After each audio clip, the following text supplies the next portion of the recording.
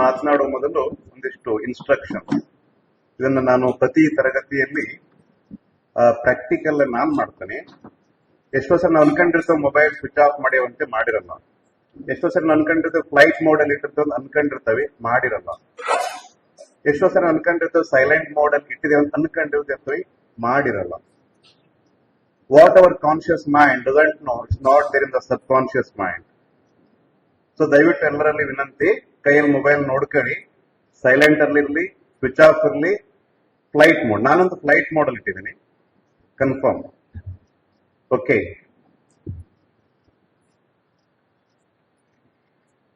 let us chant Om 3 times. Sit straight, take a deep breath. ಉಸಿರು ಬಿಡುತ್ತಾ ಓಂಕಾರವನ್ನು ಉಚ್ಚಾರಣೆ ಮಾಡಿ. Take a deep breath.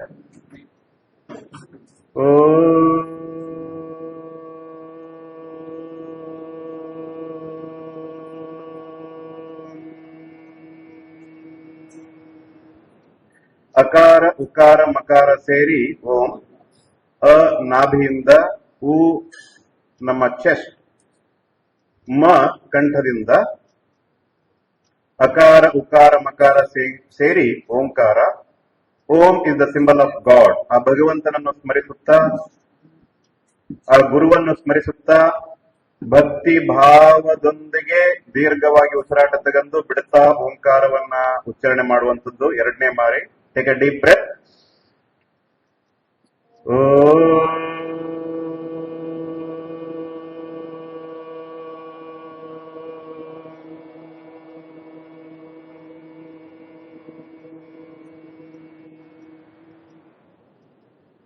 Deep and long, ದೀರ್ಘವಾದ ಮತ್ತು ಆಳವಾದ ಉಸಿರನ್ನು ಒಳಗೆ ತೆಗೆದುಕೊಳ್ಳುತ್ತಾ, ಭಗವಂತನನ್ನು ಸ್ಮರಿಸುತ್ತಾ, ಭಕ್ತಿಯೊಂದಿಗೆ ಗುರುವನ್ನು ನೆನೆಯುತ್ತಾ, ಮತ್ತೊಮ್ಮೆ ಓಂಕಾರವನ್ನು ಉಚ್ಚಾರಣೆ ಮಾಡುವ. Take a deep breath.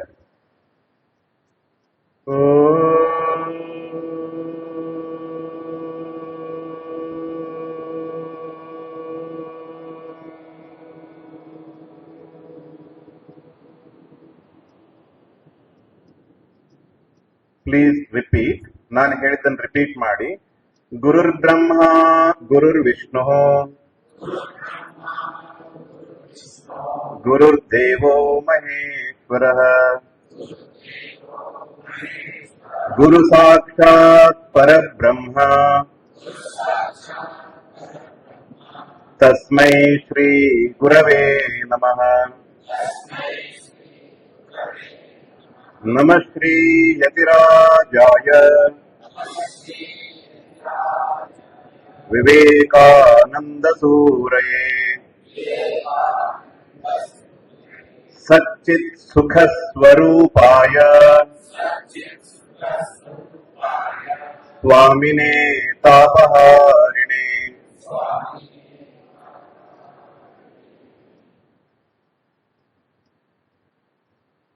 ಪರಮ ಪೂಜ್ಯ ಸ್ವಾಮಿ ಪ್ರಕಾಶಾನಂದಜಿ ಮಹಾರಾಜ್, ಅಧ್ಯಕ್ಷರು ರಾಮಕೃಷ್ಣ ವಿವೇಕಾನಂದ ಆಶ್ರಮ, ಮಾಗೋಡ್ ರಸ್ತೆ, ರಾಣೆಬೆನ್ನೂರು. ಕರ್ನಾಟಕ ರಾಮಕೃಷ್ಣ ವಿವೇಕಾನಂದ ಭಾವ ಪರಿಷತ್ತಿನ ಸಂಚಾಲಕರು. ರಾಣೆಬೆನ್ನೂರಿನಲ್ಲಿ ತಮ್ಮ ಜೀವನವನ್ನು ಆಧರಿಸಿ ಧರ್ಮ ಸಂದೇಶವನ್ನು ಕೊಡ್ತಾ ಸಾವಿರಾರು ಜನಗಳ ಜೀವನದಲ್ಲಿ ಪರಿವರ್ತನೆಯನ್ನ ತಂದುಕೊಟ್ಟಂತ ಪೂಜ್ಯರು. ನಿಮ್ಮೆಲ್ಲರ ಮೇಲೆ ಇರ್ತಕ್ಕಂಥ ಪ್ರೀತಿ, ಪ್ರೇಮ, ಕಳಕಳಿ, ಅದರಿಂದ ಕೂಡಿದಂತ ಹೃದಯ ಅವರದು, ಅದರಿಂದ ಕೂಡಿದಂತ ಬುದ್ಧಿ ಅವರದು. ಆ ಹೃದಯ ಬುದ್ಧಿಯಿಂದ ತಮ್ಮ ಕಾರ್ಯದಕ್ಷತೆ ತೋರಿ ಇಷ್ಟು ಶಿಕ್ಷಕರನ್ನ ಒಂದು ಜಾಗದಲ್ಲಿ ಕೂಡಿಸುವಂತ ಪ್ರಯತ್ನ ಮಾಡಿದ್ದಾರೆ. ಆ ಪ್ರಯತ್ನ ತುಂಬಾ ಶ್ಲಾಘನೀಯ, ವಂದನಾರ್ಹ, ಪೂಜನಾರ್ಹ. ಅಂತ ಪೂಜ್ಯರಿಗೆ ನನ್ನ ಭಕ್ತಿಪೂರ್ವಕ ನಮನಗಳನ್ನು ಸಲ್ಲಿಸುತ್ತೇನೆ. ಅದೇ ರೀತಿಯಾಗಿ ನಮ್ಮ ಪ್ರಾಥಮಿಕ ಶಾಲಾ ಶಿಕ್ಷಕರ ಸಂಘ, ಪ್ರೌಢಶಾಲಾ ಶಿಕ್ಷಕರ ಸಂಘ, ಅದರದ್ದು ಅಡ್ಮಿನಿಸ್ಟ್ರೇಟಿವ್ ಪೋಸ್ಟ್ ಇರ್ತಕ್ಕಂಥ ಎಲ್ಲ ಹಿರಿಯ ಶಿಕ್ಷಕರು ಸ್ವಾಮೀಜಿಯವರೊಂದಿಗೆ ನಮ್ಮ ವೇದಿಕೆಯನ್ನ ಅಲಂಕರಿಸಿದ್ದಾರೆ. ಅವರಿಗೂ ಕೂಡ ನನ್ನ ಪ್ರೀತಿಯ ನಮಸ್ಕಾರಗಳು.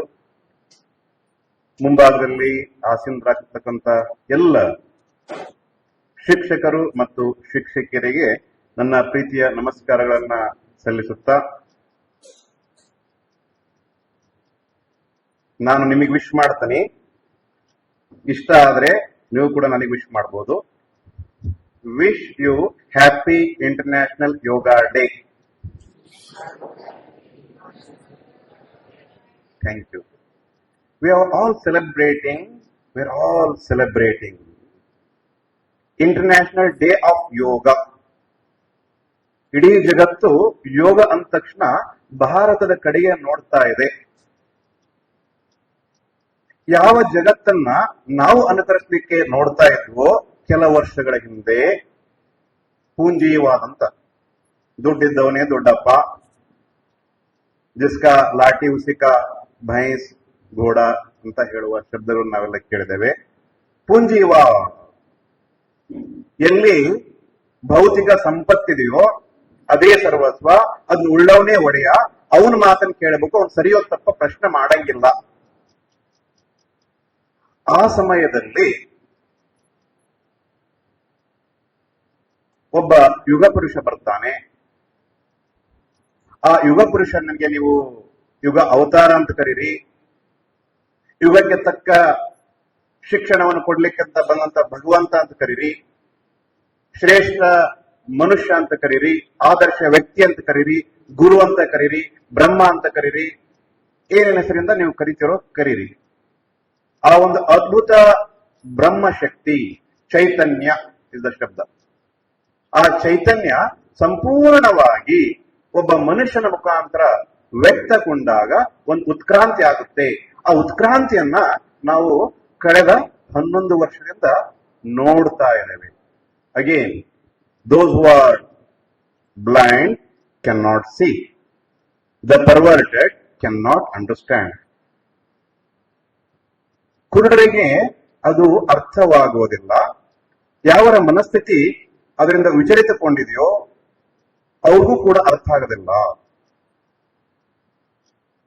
ಕೆಲವೊಂದಿಷ್ಟು ಜನ ಯಾರ ಶರೀರ ಮನಸ್ಸು ಆ ಶ್ರೇಷ್ಠ ವಿಚಾರಗಳನ್ನ ಶಕ್ತಿಪೂರ್ವಕವಾಗಿ ಈ ಇಡೀ ಜಗತ್ತಿಗೆ ಕೊಡ್ಲಿಕ್ಕಂತ ಒಬ್ಬ ವ್ಯಕ್ತಿ ಬಂದಿದ್ದಾನೋ ಅದನ್ನ ಕೇಳಲಿಕ್ಕೆ ಯಾರು ರೆಡಿಯಾಗಿದ್ದಾರೋ, ಸನ್ನದ್ಧರಾಗಿದ್ದಾರೋ ಅವರಿಗೆ ಮಾತ್ರ ಅರ್ಥ ಆಗುತ್ತೆ.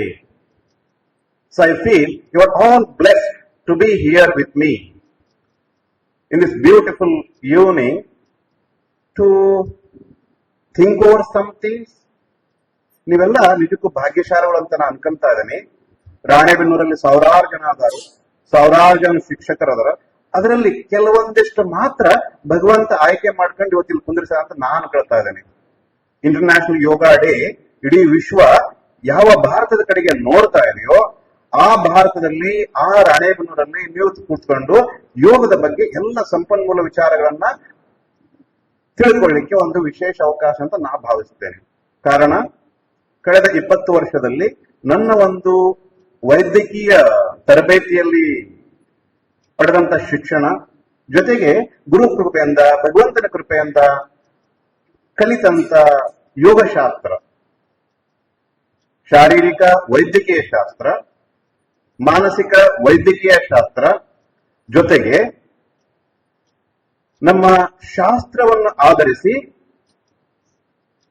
ಎಲ್ಲ ರೋಗಗಳಿಗೆ ಅದ್ಭುತವಾದ ಶ್ರೇಷ್ಠವಾದ ಪರಮೌಷಧಿ ಅಂತ ಏನಾದ್ರೂ ಕರೆದ್ರೆ ಅದನ್ನು ನಾವು ಆಧ್ಯಾತ್ಮಿಕ ಔಷಧಿ ಅಂತ ಹೇಳೋದು. ಸೊ ಆ ಆಧ್ಯಾತ್ಮಿಕ ಔಷಧಿಯನ್ನ ಒಳಗೊಂಡಂತ ಶಾಸ್ತ್ರ ನಮ್ಮದು ಯೋಗಶಾಸ್ತ್ರ. ಆ ಯೋಗಶಾಸ್ತ್ರವನ್ನ ಯಾವುದನ್ನ ನಾವು ಪೂರ್ವೋತ್ತರ ದೇಶ ಅಂತ ಕರಿತೇವೋ, ಭಾರತ, ಏಷ್ಯಾ, ನಮ್ದೆಲ್ಲ ಪೂರ್ವೋತ್ತರ ದೇಶ. ಪೂರ್ವ ಈ ಕಡೆ ಸೂರ್ಯ ಹುಡ್ತಾನ್ರಿ, ಆ ಕಡೆ ಪಶ್ಚಿಮದಲ್ಲಿ ಸೂರ್ಯ ಮುಳುಗ್ತಾನ. ಆಕ್ಸಿಡೆಂಟಲ್ ಅಂಡ್ ಓರಿಯೆಂಟಲ್ ಅಂತ ಇಂಗ್ಲಿಷ್ ಶಬ್ದ ಯೂಸ್ ಮಾಡ್ತೇವೆ. ಇಲ್ಲಿಂದ ಪೂರ್ವೋತ್ತರ ದೇಶಗಳಿಂದ ಒಂದು ಅದ್ಭುತವಾದ ಕೊಡುಗೆ ಪಶ್ಚಿಮೋತ್ತರ ದೇಶಗಳಿಗೆ ಹೋಯ್ತು. ಯಾವ್ದು ಪುಂಜಿವಾದ ಅಂತ ಹೇಳಿದ್ನಲ್ಲ ನಾನು, ದುಡ್ಡಿದ್ದವನೇ ದೊಡ್ಡಪ್ಪ ಅಂತ ಹೇಳಿ, ಅವ್ರು ಬಂದು ನಮ್ ಆಳುವ ಸಮಯದಲ್ಲಿ slaves 1947. It was a slave country before 1947. ಯಾಕೆಂದ್ರೆ ಸ್ವಾಮಿ ವಿವೇಕಾನಂದ ಬಂದು ಹೋಗಿದ್ದು 1863 to 1902. He did not even complete 40. So 1863ರಿಂದ 1902 ಇಸ್ವಿಯಲ್ಲಿ ಒಬ್ಬ ಅವತಾರ ಪುರುಷ ಬಂದಿದ್ದ. ಅವನು ಜಗತ್ತಿಗೆ ಒಂದು ಸಂದೇಶ ಕೊಟ್ಟ. ಯಾವಾಗ ಆ ಜನರು ಬಂದು ನಮಗೆ ಆಳುವಾಗ, Swami Vivekananda brought dignity to India. Swami Vivekananda brought dignity to the west. ಆ ವ್ಯಕ್ತಿಗಳಿಗೆ ಆಧ್ಯಾತ್ಮಿಕ ಶ್ರೇಷ್ಠ ಉನ್ನತವಾದ ವಿಚಾರಗಳನ್ನ ಹೇಳುವ ಮುಖಾಂತರ ಅಲ್ಲಿಂದ ಬಳುವಳಿಯಾಗಿ ಈ ಎಲ್ಲ ಭೌತಿಕ ಶಾಸ್ತ್ರದ ಲೇಟೆಸ್ಟ್ ಇನ್ವೆನ್ಷನ್ಸ್, ಡಿಸ್ಕವರಿಗಳನ್ನ ನಮ್ಮ ದೇಶಕ್ಕೆ ತಗೊಂಡು ಬಂದ್ರು.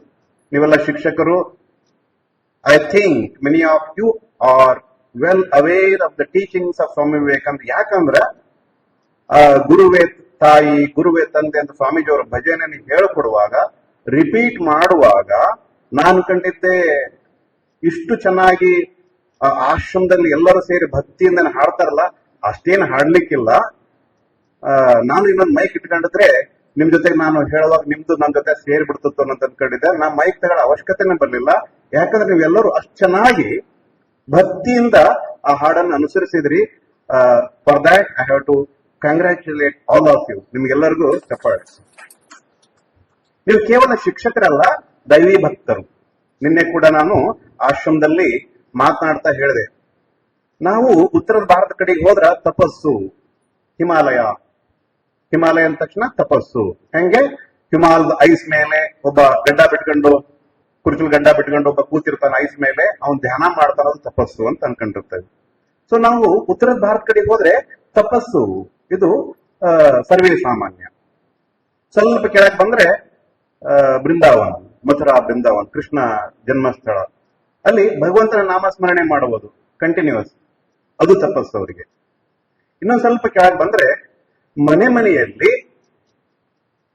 ನಮ್ಮ ಹಿರಿಯರು ಗುರುಗಳು ಹೇಳಿಕೊಟ್ಟದ್ದನ್ನ ಅಚ್ಚುಕಟ್ಟಾಗಿ ಪಾಲಿಸಿ ತನ್ಮೂಲಕ ನಮ್ಮ ಭಕ್ತಿಯನ್ನ ಅಭಿವ್ಯಕ್ತಿಗೊಳಿಸುವುದು ಸರ್ವೇ ಸಾಮಾನ್ಯ.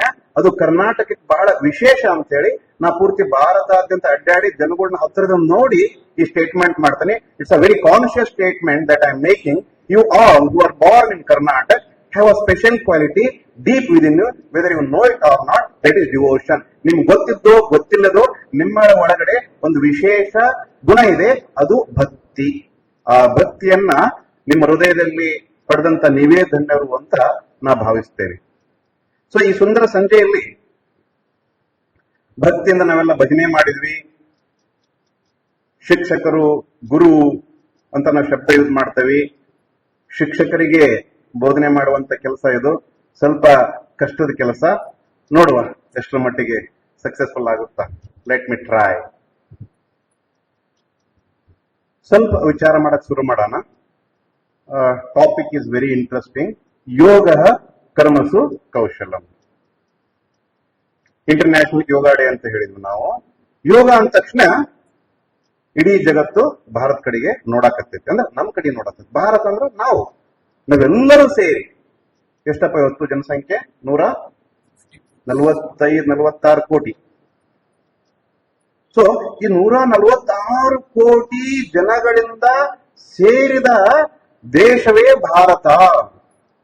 ಸೊ ಇಡೀ ಇವತ್ತು ಪಾಶ್ಚಿಮಾತ್ಯ ಜಗತ್ತು, ಇಡೀ ಜಗತ್ತು ಯೋಗವನ್ನ ಕಲಿಲಿಕ್ಕೆ ಭಾರತದ 146 ಕೋಟಿ ಜನಗಳ ಕಡೆ ನೋಡ್ತಾ ಇದ್ದಾರೆ. This is very important point. We all have to remember on this day. World's biggest congregation of yoga. Prime Minister Narendra Modi in Visakhapatnam. Somebody is celebrating in Leh Ladakh. ನಾವು ಕಳೆದ ಬಾರಿ ಪ್ಯಾಂಗಾಂಗ್ ಲೇಕ್, ಜಗತ್ತಿನ ಅತಿ ಉನ್ನತವಾದ ಹಿಮಾಲಯದ ತುತ್ತುಂಗದಲ್ಲಿ ಒಂದು ಸರೋವರ ಇದೆ, ಅದಕ್ಕೆ Pangong lake, India China border. 2 ವರ್ಷದ ಹಿಂದೆ ಅಲ್ಲಿ ಸ್ವಲ್ಪ ಸಂಘರ್ಷ ಆಗಿತ್ತು. ಒಂದು 250 ಜನ ನಮ್ಮ ಸೋಲ್ಜರ್ಗೆಲ್ಲ ಸಣ್ಣ ಪುಟ್ಟ ಗಾಯ ಆಗಿತ್ತು. ಅದರಲ್ಲಿ ನಮ್ಮ ಒಬ್ಬ ಪರಿಚಿತ ಆಶ್ರಮದ ಭಕ್ತಿ, ಅವಳು ಭಕ್ತಿಯ ತಾಯಿಯ ಮಗಳು ಇಂಡಿಯಾ ಚೈನಾ ಬಾರ್ಡರ್ ಅಲ್ಲಿ ಡಾಕ್ಟರ್ ಆಗಿ ಸೇವೆ ಸಲ್ಲಿಸ್ತಾ ಇದ್ಲು. 250 ಜನಕ್ಕೆ ಸಣ್ಣ ಪುಟ್ಟ ಗಾಯಗಳು ರೀಚ್ ಆದಾಗ ಯಾವ ರೀತಿ ಅವರೆಲ್ಲರೂ ಸೇರಿ ಕಷ್ಟಪಟ್ರು ಅವರಿಗೆಲ್ಲ ಟ್ರೀಟ್ಮೆಂಟ್ ಮಾಡ್ಲಿಕ್ಕೆ. ಅದ್ ಮಾಡುವಾಗ ಆ ಡಾಕ್ಟರ್ಗೆ ನೋವೇ ಇರ್ಲಿಲ್ಲ ಅಂತ, ಆಯಾಸನೇ ಇರ್ಲಿಲ್ಲ ಅಂತ, ಖುಷಿ ಅಂದ್ರೆ ಆ ಸೇವೆ ಮಾಡ್ತಾ ಮಾಡ್ತಾ ಒಳಗಡೆ ಒಂದು ಶಕ್ತಿ ಬರ್ತಾ ಇದೆ. ಅದು ಹೇಗಾಯ್ತು ಅನ್ನೋ ಗೊತ್ತಿಲ್ಲ.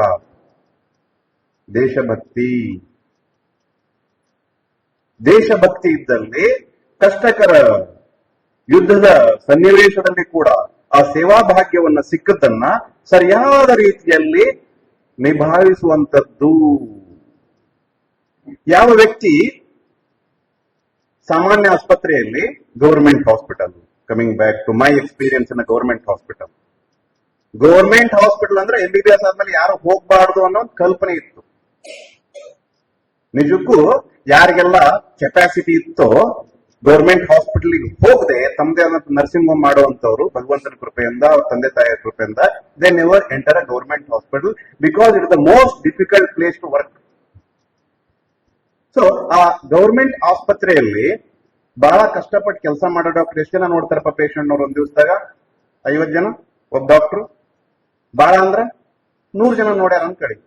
ಅದೇನ್ ನಾರ್ಮಲ್ ಕೇಸ್. ಸ್ವಲ್ಪ ಕಾಂಪ್ಲಿಕೇಟೆಡ್ ಇದ್ರೆ ಸ್ವಲ್ಪ ಮುಂದೆ ಹೋಗ್ರಿ ಅಂತ ಹೇಳ್ತಾರ, ಕೈ ತೊಳ್ಕೊಂಡ್ರು.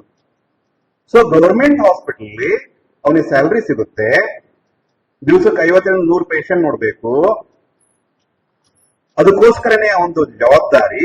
ಆದ್ರೆ ಕೆಲಸ ಮಾಡ್ಯವ ಸುಸ್ತಕನ, ಕೆಲಸ ಮಾಡ್ಯವ ಖುಷಿ ಇಲ್ಲ. ಹಿಂಗಾಗಿ ಹೇಳ್ತಾನ ಗವರ್ಮೆಂಟ್ ಹಾಸ್ಪಿಟಲ್ ನೌಕರಿ ಬ್ಯಾಡ್ರಿ ಅಂತೇಳಿ.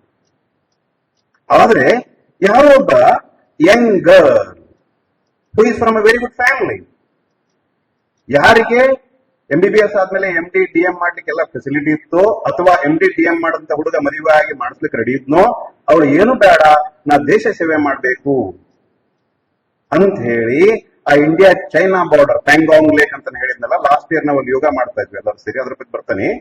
ಅಲ್ಲಿ ಆ ಸೇವೆಯನ್ನು ಮಾಡುವಾಗ ನನಗೆ ಒಂಚೂರು ಸುಸ್ತಾ ಇರಲಿಲ್ಲ ಸ್ವಾಮೀಜಿ.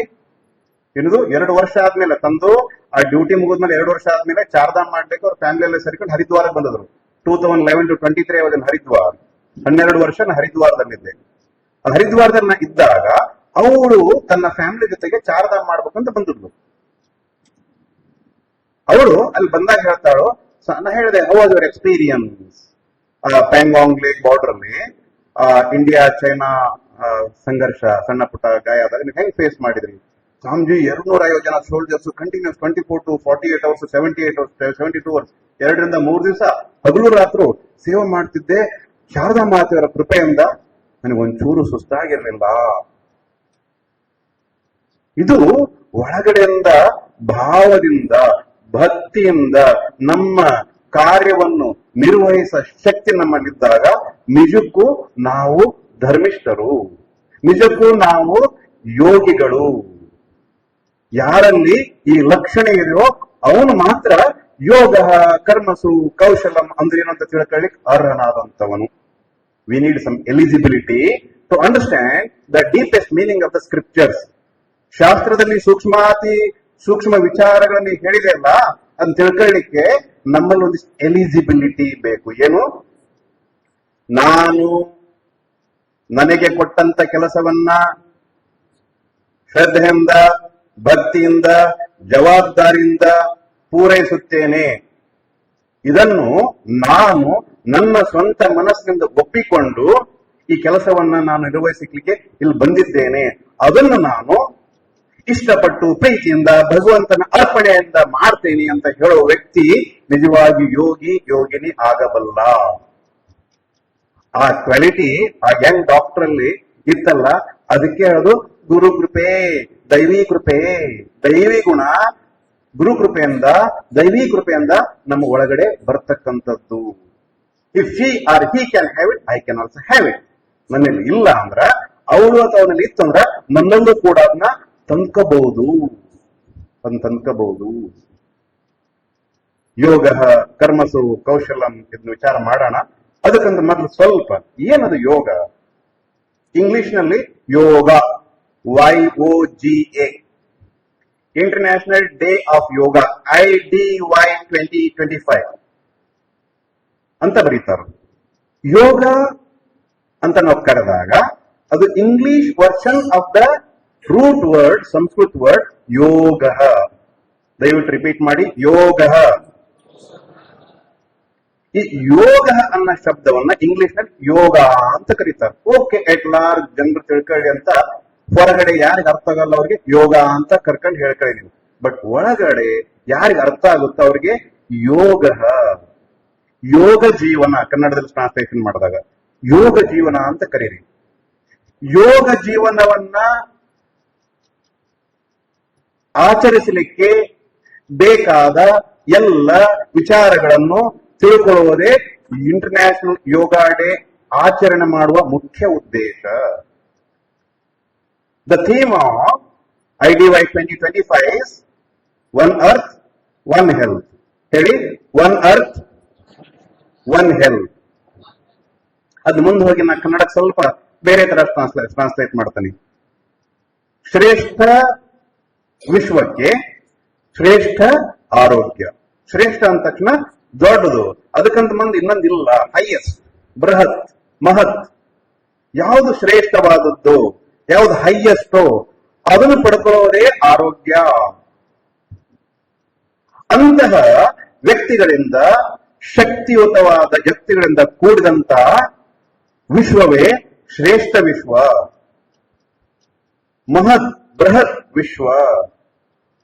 ಈ ಶ್ರೇಷ್ಠ ವಿಶ್ವವನ್ನು ನಾವು ಹೊಂದಬೇಕಾದರೆ ನಾವು ಶ್ರೇಷ್ಠ ವ್ಯಕ್ತಿಗಳಾಗಬೇಕು. ಶ್ರೇಷ್ಠ ಆರೋಗ್ಯ ಇಸ್ ಶ್ರೇಷ್ಠ ವ್ಯಕ್ತಿತ್ವ. ಆಗ್ಬೋದ ಡೆಫಿನೇಷನ್? ಸೊ ಶ್ರೇಷ್ಠ ವ್ಯಕ್ತಿತ್ವದಿಂದಲೇ, ರಿಪೀಟ್ ಮಾಡಿ, ಶ್ರೇಷ್ಠ ಆರೋಗ್ಯ ಸಾಧ್ಯ. ಶ್ರೇಷ್ಠ ಆರೋಗ್ಯವೇ ಶ್ರೇಷ್ಠ ವ್ಯಕ್ತಿತ್ವ.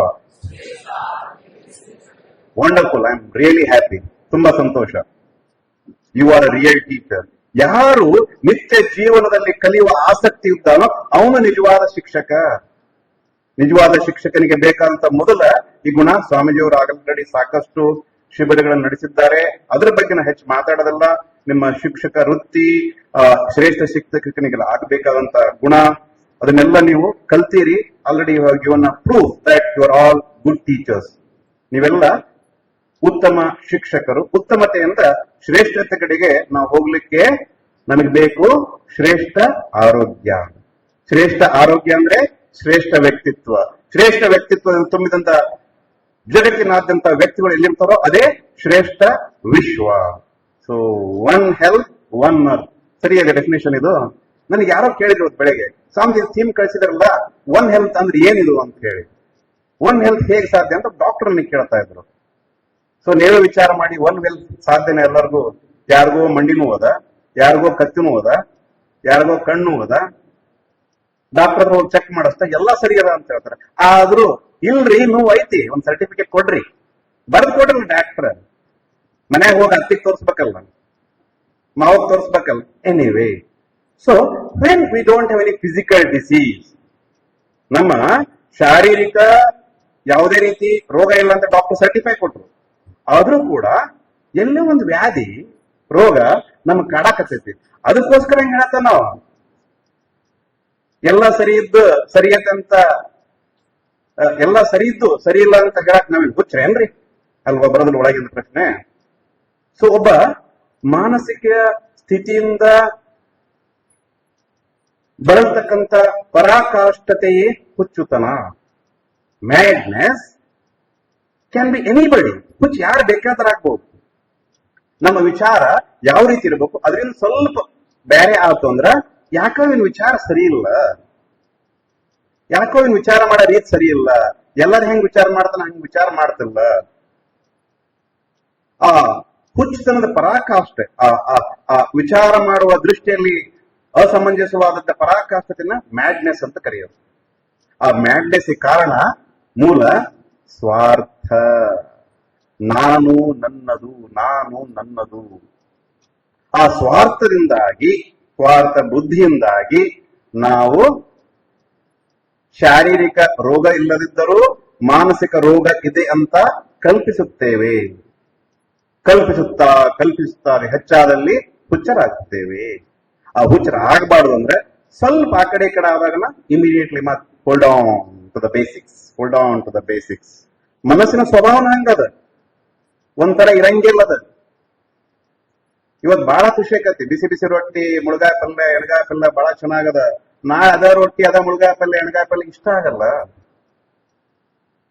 ಸೊ ಇಷ್ಟ ಆಗಿದ್ದಕ್ಕೆ ನಾವು ಸುಖ ಅಂತ ಕರಿತೇವಿ, ಯಾವ್ದು ಇಷ್ಟ ಆಗಿಲ್ವೋ ಅದಕ್ಕೆ ನಾವು ದುಃಖ ಅಂತ ಕರಿತೇವಿ. ಸಮುದ್ರದ ದಡದಲ್ಲಿ ಹೋಗಿ ನೀವು ನೋಡಿರ್ಬಹುದು, ನೀರು ಒಂದೇ ಸಣ್ಣಾಗಿರುತ್ತಾ ಇಲ್ಲ, ಸ್ವಲ್ಪ ಮೇಲೆ ಹೇಳೋದು ಬೀಳೋದು ಮಾಡ್ತಿರ್ತದೆ ಗಾಳಿ ಬೀಸಿಯಾಗ. ಅದಕ್ಕೆ ನೀವೇನಂತ ಕರಿತೀರಿ? ತರಂಗಗಳು, ಸಮುದ್ರದ ತರಂಗಗಳು, ವೇವ್ಸ್ ರೈಸಿಂಗ್ ಅಂಡ್ ಫಾಲಿಂಗ್. ಅದೇ ರೀತಿ ನಮ್ಮ ಮನಸ್ಸು ಕೂಡ ಮೇಲ್ ಏಳ್ತಾ ಇರ್ತತಿ, ಕೆಳಗೆ ಬೀಳ್ತಾ ಇರ್ತತಿ. ಇದು ಮನಸ್ಸಿನ ಸಹಜ ಸ್ವಭಾವ.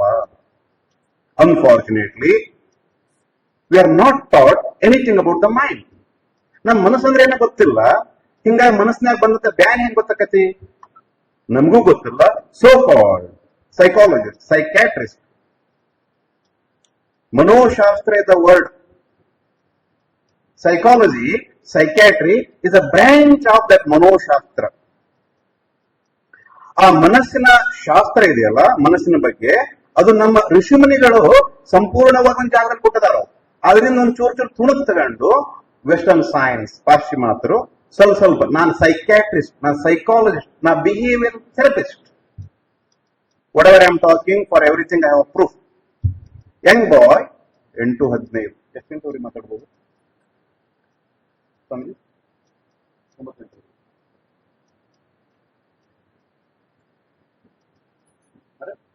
8:15, 30 ನಿಮಿಷ. You got only 30 minutes, Swami. No, not more than that. I will follow that. 30 ನಿಮಿಷದಲ್ಲಿ ಒಂದು ಬೃಹತ್ ವಿಚಾರ, ಬೃಹತ್ ಸಬ್ಜೆಕ್ಟ್, ಬಿಗ್ ಸಬ್ಜೆಕ್ಟ್, ಮನೋಶಾಸ್ತ್ರ. ಮನಸ್ಸಂದ್ರೆ ಗೊತ್ತಿಲ್ಲ ನೋಡಿ, ಸ್ವಲ್ಪ ವಿಚಾರ ಮಾಡಕ್ ಶುರು ಮಾಡೋಣ. 30 ನಿಮಿಷದಲ್ಲಿ ಎಷ್ಟಾಗುತ್ತೋ ಗೊತ್ತಿಲ್ಲ. ಉಳಿದದ್ದನ್ನು ನಾಳೆ ಬೆಳಗ್ಗೆ 6 ಗಂಟೆಗೆ ಆದಿಶಕ್ತಿ ದೇವಸ್ಥಾನ ಸಂಜೆ ಅಲ್ಲ, ಅದ್ರ ಟಾಪಿಕ್ ಎಷ್ಟು ಕಂಪ್ಲೀಟ್ ಆಗಿಲ್ಲ ಅಂದ್ರೆ ಉಳಿದದ್ದನ್ನ ಬೆಳಗ್ಗೆ ಅದಕ್ಕೆ ಮೊದಲೇ ನಿಮ್ಗೆ ಆಶ್ವಾಸನೆ ಕೊಡ್ತದೆ ನಾನು.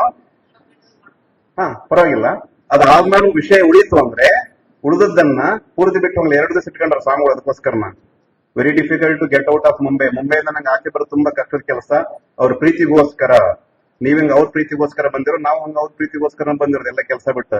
ನಮ್ದು ದೊಡ್ಡ ಮನಿ ಐತ್ರಿ, 70 ಬೆಡ್ ಹಾಸ್ಪಿಟಲ್ ಮುಂಬೈ.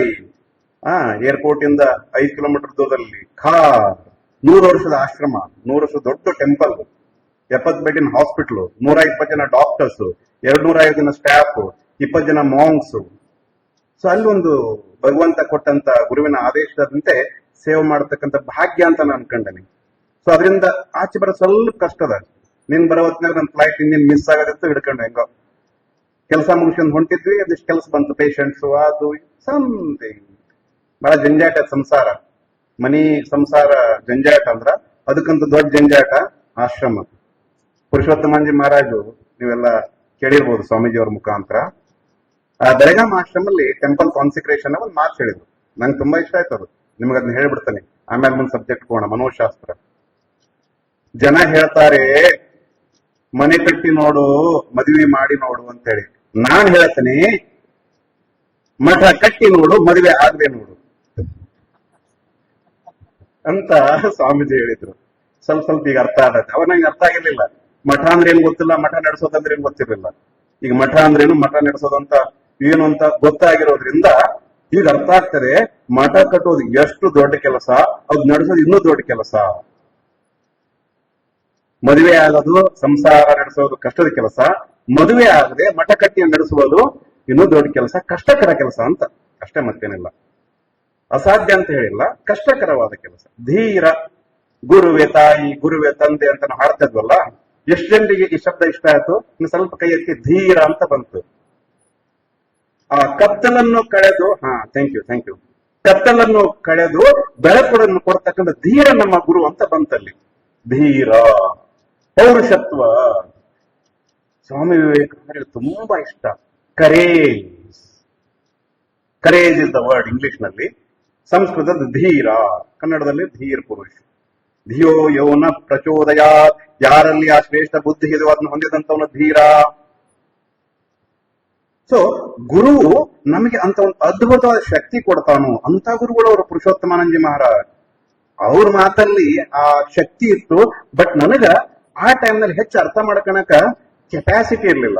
ಬಟ್ ಆಮೇಲೆ ಸ್ವಲ್ಪ ಜೀವನದ ಅನುಭವದ ಮುಖಾಂತರ, ಟ್ರೈನಿಂಗ್ ಮುಖಾಂತರ ನನಗಿನ್ನೂ 2004 ಫೆಬ್ರವರಿಯಲ್ಲಿ ಬೆಳಗಾಂ ಟೆಂಪಲ್ ಕಾನ್ಸಂಟ್ರೇಷನ್ ಆಯಿತು. 25 ವರ್ಷದ ಸಂಭ್ರಮ ಅಲ್ಲಿ ಕಾರ್ಯಕ್ರಮ. Most revered president Maharaj Gautamanandaji Maharaj headquarters Belur ಮಠದಿಂದ ಬಂದಿದ್ರು. 5 ದಿವಸ ಅಲ್ಲಿ ಇದ್ರು. ಮೊನ್ನೆ ಕಳೆದ ತಿಂಗಳು ಉತ್ಸವ, 25 ವರ್ಷದ ಆಚರಣೆ ಆಗ್ತದೆ ಅಲ್ಲಿ. ರಾಮಕೃಷ್ಣ ಆಶ್ರಮ ಬೆಳಗಾಂ ಒಂದ್ಸಲ ಹೋಗಿ ನೋಡ್ಬೇಕು. ಅದ್ಭುತ ಅದ್ಭುತ. Doctor Kelgar and all, I think ಬಹಳ ಜನ ನೋಡಿದಿರಿ. ಸೊ ಅದನ್ನ ಮಾಡಿದಂತ ಪುರುಷೋತ್ತಮಾನಂದ ಸ್ವಾಮೀಜಿ, ಕರ್ನಾಟಕಕ್ಕೆ ಅನೇಕ ಸಂತರನ್ನ ಕೊಟ್ಟಂತವ್ರು, ಕರ್ನಾಟಕಕ್ಕೆ ಅನೇಕ ಶ್ರೇಷ್ಠ ಭಕ್ತರನ್ನ ನಿರ್ಮಾಣ ಮಾಡಿಕೊಟ್ಟಂತವ್ರು ಪುರುಷೋತ್ತಮಾನಂದಜಿ ಮಹಾರಾಜ್. ಅವ್ರ ಮಾತದು ಏನದು, ಮನೆ ಕಟ್ಟಿ ನೋಡು, ಮದುವೆ ಮಾಡಿ ನೋಡು ಅಂತ ಮಾತಿದೆ. ಬಟ್ ಅದನ್ನ ದಾಟಿ ಒಂದು ಮಾತಿದೆ, ಅದನ್ನ ನೆನ್ಪಿಟ್ಕೊಳ್ಳೋಣ ಈಗ. ಮಠ ಕಟ್ಟಿ ನೋಡು, ಮದುವೆ ಆಗದೆ ನೋಡು. ಏನಿದೆ ರಿಮೆಂಬರಿಂಗ್ ದಿಸ್, ನಾವು let us enter into the topic. ಯಾವ ಟಾಪಿಕ್ ನಮ್ದು? ಮನೋಶಾಸ್ತ್ರ. ಸೊ ಮೊದಲ ಇಂಗ್ಲಿಷ್ ನಲ್ಲಿ ವೆರಿ ಲೂಸ್ ವರ್ಡ್ ಮೈಂಡ್, ಅದನ್ನು ಸಂಸ್ಕೃತದ ಮುಖಾಂತರ ಅರ್ಥ ಮಾಡ್ಕೊಳಕ್ ಪ್ರಯತ್ನ ಮಾಡೋಣ. ಅಂತಃಕರಣ, ಕರಣ ಅಂದ್ರೆ ಇನ್ಸ್ಟ್ರೂಮೆಂಟ್. ತರಕಾರಿ ಹಚ್ಬೇಕಂದ್ರೆ ಏನ್ ಬೇಕ್ರಿ? ಚಾಕು ಬೇಕಲ್ಲ, ಅದು ಹರಿತವಾಗಿರ್ಬೇಕಲ್ಲ. Instrument should be perfect for any work. So ಒಂದು ಬಾಹ್ಯಕರಣ, ಇನ್ನೊಂದು ಅಂತಃಕರಣ. ಆ ವೆಜಿಟೇಬಲ್ಸ್ ಕಟ್ ಮಾಡ್ಲಿಕ್ಕೆ ಬಾಹ್ಯಕರಣ ಯಾವ್ದು? ಚಾಕು. ಅದ್ರ ಹಿಂದೆ ಕೈ, ಅದ್ರ ಹಿಂದೆ ಕಣ್ಣು. ಇಲ್ಲಾಂದ್ರ ವೆಜಿಟೇಬಲ್ ಬದಲು ಬೆಳ್ಳ ಕಟ್ ಆಗುತ್ತೆ. ಸ್ವಾಮಿ ಅಕಾಮಾನಂದಜಿ ಮಹಾರಾಜ್ 104 ವರ್ಷ ಬದುಕಿದ್ರು ಹರಿದ್ವಾರದಾಗ. ಯಾರ್ಯಾರು ಹರಿದ್ವಾರ ಬಂದ್ರಿ ನೋಡಿರ ಅವ್ರನ್ನ. 104 ವರ್ಷ, ಯಾವುದೇ ತರದ ರೋಗ ಇಲ್ಲ. ಶಾರೀರಿಕವಾಗಿ, ಮಾನಸಿಕವಾಗಿ, ಭಾವನಾತ್ಮಕವಾಗಿ ಯಾವುದೇ ರೀತಿ ರೋಗ ಇಲ್ಲ. ಸಂಪೂರ್ಣ ಪರ್ಫೆಕ್ಟ್ ಹೆಲ್ತ್. ಅದ್ರ ಬಗ್ಗೆ ಬರ್ತಾನೆ ಡೆಫಿನೇಷನ್ ಬಗ್ಗೆ. ಡೆಫಿನೇಷನ್ ಅಂತ ಡೆಫಿನೆಟ್ಲಿ ಇಂಟ್ರೊಡ್ಯೂಸ್ ಮಾಡ್ತಾನೆ ಇವತ್ತು. ಆ ಸಂಪೂರ್ಣ ಆರೋಗ್ಯವನ್ನು ಹೊಂದಿ 104 ವರ್ಷ ಬದುಕಿ ಯಾವುದೇ ಕಾಯಿಲೆಯಿಂದ ಆನಂದದಿಂದ ಶರೀರ ಬಿಡುವಂತ ಯೋಗಿ ಪುರುಷ. ಆ ಯೋಗಿಗಳ ಜೊತೆಗೆ ನಮಗೆ 9 ವರ್ಷ ಅವರ ಸೇವೆ ಮಾಡಿ ಅವ್ರ ಜೊತೆಗೆ ಬದುಕಲಕ್ಕಂತ ಒಂದು ಅವಕಾಶ ಸಿಕ್ತು. When I went to Haridwar he was 95. ನಾನು ಹೋದಾಗ ಅವ್ರ ವಯಸ್ಸು 95 ಇತ್ತು. ಅವರು ಶರೀರ ಬಿಟ್ಟಾಗ 104 ವರ್ಷ. ಹಗಲು ರಾತ್ರು ಅವರ ಕೃಪೆಯಿಂದ ಅವ್ರನ್ನ ಸೇವೆ ಮಾಡಿದಂತ ಒಂದು ಭಾಗ್ಯ. ತನ್ಮೂಲಕ ನೀವೆಲ್ಲ ಬಂದವರು ನೋಡಿ ಅವ್ರನ್ನ ಆಶೀರ್ವಾದ ಪಡೆದವರು. ಸೊ ಅಂತಹ ಯೋಗಿ ಪುರುಷ ನಿರ್ಮಾಣ ಆಗಿದ್ದು ಹೇಗೆ? ಒಬ್ಬ ಗುರು ಸಿಕ್ಕಿದ್ದವರಿಗೆ. ಸ್ವಾಮಿ ಅಖಂಡಾನಂದಜಿ ಮಹಾರಾಜ್, ಸ್ವಾಮಿ ವಿವೇಕಾನಂದರ ಗುರುಭಾಯಿ. ರಾಮಕೃಷ್ಣ ಪರಮಹಂಸರಿಗೆ ಎಷ್ಟು ಜನ ಶಿಷ್ಯಂದಿದ್ರು? 16. ಎಷ್ಟು? 16ರಲ್ಲಿ ಲೀಡರ್ ಸ್ವಾಮಿ ವಿವೇಕಾನಂದ. ಸೊ ಆ ಲೀಡರ್ ಜೊತೆಗೆ ನೆಕ್ಸ್ಟ್ ಇದ್ದವರೇ ಸ್ವಾಮಿ ಅಖಂಡಾನಂದಜಿ ಮಹಾರಾಜ್. ಅವ್ರು ಮಂತ್ರ ದೀಕ್ಷೆ ಕೊಡ್ತಾರೋ. ಇವರು ವಿನಾಯಕ್ ಮಹಾರಾಜ್ ಅಂತೇಳಿ ನಾಗ್ಪುರದಿಂದ ಹೋಗಿರ್ತಾರ. ಅವ್ರ ಹತ್ರ ಮಂತ್ರ ದೀಕ್ಷೆ ತಗೋಬೇಕಂತೇಳಿ. ಅಡ್ವೊಕೇಟ್, ಅವಾಗಿನ ಕಾಲದಲ್ಲಿ ಅವರು ಬ್ರಿಟಿಷ್ ಗೌರ್ಮೆಂಟ್ ಅಲ್ಲಿ ಅಡ್ವೊಕೇಟ್ ಇದ್ದಂತವ್ರು. ಶ್ರೇಷ್ಠ ಬುದ್ಧಿ, ಶ್ರೇಷ್ಠ ಸಂಪ್ರದಾಯ, ಎಲ್ಲ ಸಂಸ್ಕೃತಿಯಿಂದ ಬಂದಂತವ್ರು. ಅವರು ಮಂತ್ರ ದೀಕ್ಷೆ ತಗೋಬೇಕಂತೇಳಿ ನಾಗ್ಪುರದಿಂದ ಎಲ್ಲಿ ಹೋಗ್ತಾರೋ? ವೆಸ್ಟ್ ಬೆಂಗಾಲ್ ಅಲ್ಲಿ ಸ್ವಾಮಿ ಅಖಂಡಾನಂದಜಿ ಮಹಾರಾಜ್ ಹತ್ರ ಮಂತ್ರ ದೀಕ್ಷೆ ಆಯ್ತು. ನೆಕ್ಸ್ಟ್ ಡೇ ಕಿಚನ್ ಅಲ್ಲಿ ವೆಜಿಟೇಬಲ್ ಕಟಿಂಗ್ ಮಾಡುವಾಗ ಸ್ವಾಮಿಗೆ ಸ್ವಲ್ಪ ಬೆಳೆ ಕಟ್ ಆಯ್ತು. ಏನ್ ಹೇಳಿದ್ರು ಗೊತ್ತಾ ಅವರು? ವಿನಾಯಕ್, ಅಮಿತು ತುಮಾಕೆ ಸಬ್ಜಿ ಕಾಟ್ತೆ ಬೋಲೆಚಿಲ್ಲ, ನಾನು ನಿನಗೆ ವೆಜಿಟೇಬಲ್ಸ್ ಕಟ್ ಮಾಡಕ್ ಹೇಳಿದ್ದೆ. ತುಮಿ ತೋ ಅಂಗುಲ್ ಕಾಟ್ಲೋ, ನೀನು ನಿನ್ ಬೆರಳು ಕಟ್ ಮಾಡ್ಕೊಂಡ್ಬಿಟ್ಯಾ ಅಂತಂದ್ರು. ಇಷ್ಟೇ ಆಗಿದ್ ಕನ್ವರ್ಸೇಷನ್. ಈ ಕನ್ವರ್ಸೇಷನ್ ಎಲ್ಲಿ ತಗೊಂಡು ಹೋಗ್ತಾ ಯೋಗಿ ಪುರುಷನಿಗೆ?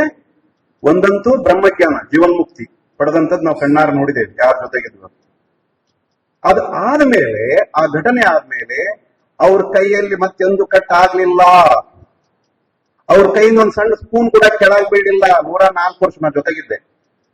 ಎಂದೂ ಅವ್ರ ಕೈಲಿ ಒಂದು ಸ್ಪೂನ್ ಕೆಳಗ್ ಬೀಳಿಲ್ಲ, ಕಟ್ ಮಾಡದೊಂದು ದೂರ. ಅದು ಗುರುವಿನ ಆದೇಶ, ಗುರುವಿನ ಕೃಪೆ ನಾವು ಹಾಡುವ ಕಲ್ತದ್ದು. ಆ ತರದ್ದು ಏನಾದ್ರೂ ನಮ್ಮೊಳಗ ಆಗ್ಬಿಡ್ತು ಅಂದ್ರೆ ನೀವು ನಿಜವಾದ ಯೋಗಿಗಳು ಆಗಬಲ್ಲರಿ. ಆ ಯೋಗ ಶಾಸ್ತ್ರವನ್ನ ಅರಿಲಿಕ್ಕೆ ಮನೋಶಾಸ್ತ್ರ ಇಸ್ ಎಂಟ್ರಿ. ನಿಮ್ ಮನಿ ಎಂಟ್ರಿ ಆಗ್ಬೇಕಂದ್ರ ಮೊದ್ಲು ಮುಂಭಾಗ ತೆಗಿಬೇಕು. ಮುಂಭಾಗ ಮುಚ್ಚಂಗ ಬರ್ರಿ ಬರೋದ್ ಹೆಂಗ್ ಒಳಗ್ ಬರ್ತಾವ ನಾವು, ಹೌದಾ? ಸೊ ಅದೇ ರೀತಿ ಯೋಗ ಶಾಸ್ತ್ರವನ್ನು ಅರಿತು ಯೋಗಿ ಆಗಬೇಕಾದರೆ ಎಂಟ್ರಿ ಥ್ರೂ ಮನೋಶಾಸ್ತ್ರ. ಆ ಮನೋಶಾಸ್ತ್ರ ತಿಳ್ಕೋಬೇಕಾದ್ರೆ ಒಂದು ಬಾಹ್ಯಕರಣ, ಇನ್ನೊಂದು ಅಂತಃಕರಣ.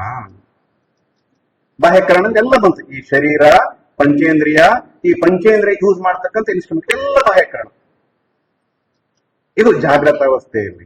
ಬಾಹ್ಯಕರಣದ ಕೆಲಸ ಯಾವಾಗ? ಜಾಗೃತ ಅವಸ್ಥಾ. ಇದಕ್ಕ ವೇಕಿಂಗ್ ಸ್ಟೇಟ್ ಅಂತ ಹೇಳ್ತಾರೆ ಸಂಸ್ಕೃತದಲ್ಲಿ. ಜಾಗೃತ ಅವಸ್ಥಾ. ಸ್ವಲ್ಪ ಅವಸ್ಥೆ ಬಗ್ಗೆ ಮಾತಾಡ್ತಾನೆ. ದಿನ ಬೇರೆ ಬೇರೆ ಅವಸ್ಥೆ ಇರ್ತೋ ನಾವು. ಆ ಎಲ್ಲ ಅವಸ್ಥೆ ಒಂದು ಜಾಗೃತ ಅವಸ್ಥೆಯಲ್ಲಿ ಇರುತ್ತೋ, ಇನ್ನೊಂದು ಅವಸ್ಥೆನೇ ಅಲ್ಲ ನಮ್ದು, ದುರಾವಸ್ಥೆನೇ ಹೆಚ್ಚು ಸಮಯದಲ್ಲಿ. ಯಾವಾಗ ಯಾವಾಗ ನಾವು ಈ ವಿಚಾರ ಅಂತ ತಿಳ್ಕೊಳ್ಳೋದು ಅವಾಗ. ಕಮಿಂಗ್ ಟು ದ ಪಾಯಿಂಟ್, ಅಂತಃಕರಣ ಅಂದ್ರೆ ಏನಪ್ಪಾ? ಯಾವ ಇನ್ಸ್ಟ್ರೂಮೆಂಟ್, ಕರಣದ ಮುಖಾಂತರ ನಾವು ಒಳಗಿನ ವಿಚಾರಗಳನ್ನು ತಿಳಿದುಕೊಳ್ಳಬಲ್ಲವು, ಆ ವಿಚಾರಗಳ ಮುಖಾಂತರ ಒಳಗಣ ತಲುಪಬಲ್ಲವು. The power to penetrate in the deeper aspect of human possibilities. ಈ ಮನುಷ್ಯ ಅಂದ್ರೆ ಅನೇಕ possibilities, can do wonders, can create wonders. ಈ ಸ್ಪೆಕ್ಟೇಕಲ್ಸ್ ಇಲ್ಲದ ಕಾಲದಲ್ಲಿ, ನಮ್ಮ ಅಜ್ಜಿ ಕಾಲದಲ್ಲಿ, ನಮ್ಮ ಅಜ್ಜಿ ಕೂಡ ಕೆಲಸ ಮಾಡ್ತಿದ್ಲು. ಸ್ಪೆಕ್ಟೇಕಲ್ಸ್ ಬಂದಿರಲಿಲ್ಲ, ಆವಿಷ್ಕಾರ ಆಗಿರ್ಲಿಲ್ಲ. ಆ ಟೈಮ್ನಲ್ಲಿ ಕೌದಿ ಹೊಲಿಬೇಕು ಅಂದ್ರ ದಾರ ಪೋಣಿಸಿದ್ರಲ್ರಿ ಸೂಜಾಗ, ಏನ್ ಮಾಡ್ತಿದ್ಲ? ಮೊಮ್ಮಗಳನ್ನ ಕರಿತದ್ಲ. ಸ್ವಲ್ಪ ಬಂದು ಸ್ವಲ್ಪ ಸೂಜಿ ಪೋಣಿಸ್ಕೊಡು, ಆಮೇಲೆ she should do her knitting work. So ಈ ಬಾಹ್ಯ ಇನ್ವೆನ್ಷನ್ಸ್, ಎಕ್ಸ್ಟರ್ನಲ್ ಇನ್ವೆನ್ಷನ್ಸ್, ಡಿಸ್ಕವರೀಸ್ ಬಂದ್ಬಿಟ್ಟು ಏನ್ ಮಾಡ್ತು? ನಮ್ಮ ಬಾಹ್ಯ ಈ ಪರಿಸ್ಥಿತಿಯನ್ನ ಇಂಪ್ರೂವ್ ಮಾಡ್ತು. ಅದು ಇಲ್ದ್ರೂ ನಡೆದು ಹೋಗ್ತಿತ್ತು. ಇರೋದ್ರಿಂದ ನಾವಿನ್ನೂ ಚೆನ್ನಾಗಿ ಬದುಕಬಲ್ವಿ ಬಾಹ್ಯ ಜಗತ್ತಿನಲ್ಲಿ. ಅದೇ ರೀತಿಯಾಗಿ ಅಂತಃಕರಣವನ್ನು ತಿಳಿದುಕೊಂಡು ಅದನ್ನು ಚೆನ್ನಾಗಿ ಡೆವಲಪ್ ಮಾಡ್ಕೊಂಡ್ರೆ ನಾವು ಒಳಗಡೆ ಜಗತ್ತಿನಲ್ಲಿ ಚೆನ್ನಾಗಿ ಬದುಕಿ ಅದರಿಂದ ಒಂದು ಶಕ್ತಿ ಬರುತ್ತೆ. ಆ ಶಕ್ತಿಯ ಮುಖಾಂತರ ಇನ್ನೂ ಒಳಗಡೆ ಹೋಗ್ಬಹುದು. ಅಲ್ಲಿ ರತ್ನ ಇದೆ, ರತ್ನದ ಖಣಿಯೇ ಇದೆ. ಹೇಗೆ ಜಾವ್ ಅಂತ ಹೇಳಿ ಶ್ರೀರಾಮಕೃಷ್ಣ ಒಂದು ಕತೆ ಹೇಳ್ತಾರೆ. ಅದನ್ನ ಸ್ವಾಮೀಜಿ ಹತ್ರ ನೀವೇ ಕೇಳ್ಕೊಳ್ಳಿ, ಯಾವಾಗ ಅವ್ರು ಫ್ರೀ ಇದ್ದಾಗ. ಸ್ವಾಮೀಜಿ ನೆಕ್ಸ್ಟ್ ಟೈಮ್ ಬಂದಾಗ ಕತೆ ಹೇಳಿ ಅಂತ ಅವ್ರು ಹೇಳ್ತಾರೆ. ಅದಕ್ಕೆ ಟೈಮ್ ಇಲ್ಲ ನನಗೆ. ಹೇಗೆ ಜಾವ್, ಗೋ ಫಾರ್ವರ್ಡ್, ಹಾಗೆ ಜಾವು, ಬೆಂಗಾಲಿಯಲ್ಲಿ ಹೇಗೆ ಜಾವ್. ಸೊ ಒಳಗಡೆ ನಾವು ಆಳವಾಗಿ ಹೋಗೋದನ್ನು ಕಲೀಲಿಕ್ಕೆ ಮನೋಶಾಸ್ತ್ರ ಕಲಿತ್ಕೋಬೇಕು. What is mind? ಅಂತಃಕರಣ ಅಂತ ಹೇಳಿದೆ. ಅದನ್ನ ಇಂಗ್ಲಿಷ್ ನ ಮೈಂಡ್ ಅಂತ ಕರೀತಾರೆ. Mind is nothing but bundle of thoughts. ಆಲೋಚನೆಗಳ ಒಂದು ಗುಚ್ಚಲವೇ ನಮ್ಮ ಅಂತಃಕರಣ, ಮನಸ್ಸು. ನಾನು ಸ್ವಾಮಿ ದಯಾದಿಪಾನಂದ ಕಳೆದ ವರ್ಷ ಲೇಹ್ ಲದ್ದಾಖಲ್ಲಿ ಇಂಟರ್ನ್ಯಾಷನಲ್ ಯೋಗಾ ಡೇ ಅಂಗವಾಗಿ Hindu, Muslim, Christ, international ambassadors ಇವರೆಲ್ಲರ ಜೊತೆ ಸೇರ್ಕೊಂಡು ಶ್ರೇಷ್ಠ ಉನ್ನತವಾದ ಉತ್ತುಂಗದಲ್ಲಿ ಪ್ಯಾಂಗಾಂಗ್ ಲೇಕ್ ಮೇಲೆ ನಾವು ಯೋಗ ದಿನಾಚರಣೆ ಆಚರಿಸಿದೆವು. ಇದು ಒಂದು ಸೆಂಟೆನ್ಸ್. ನಾನು ಅನ್ನೋದೈತಲ್ಲ, ಅದಕ್ಕೆ ಅಹಂಕಾರ, ಅಂತಃಕರಣದ ಒಂದು ಪಾರ್ಟ್. ಅದಕ್ಕ ಏನಂತ ಕರೀತಾರೋ? ಅಹಂಕಾರ. ಹೇಳಿ, ಅಹಂಕಾರ.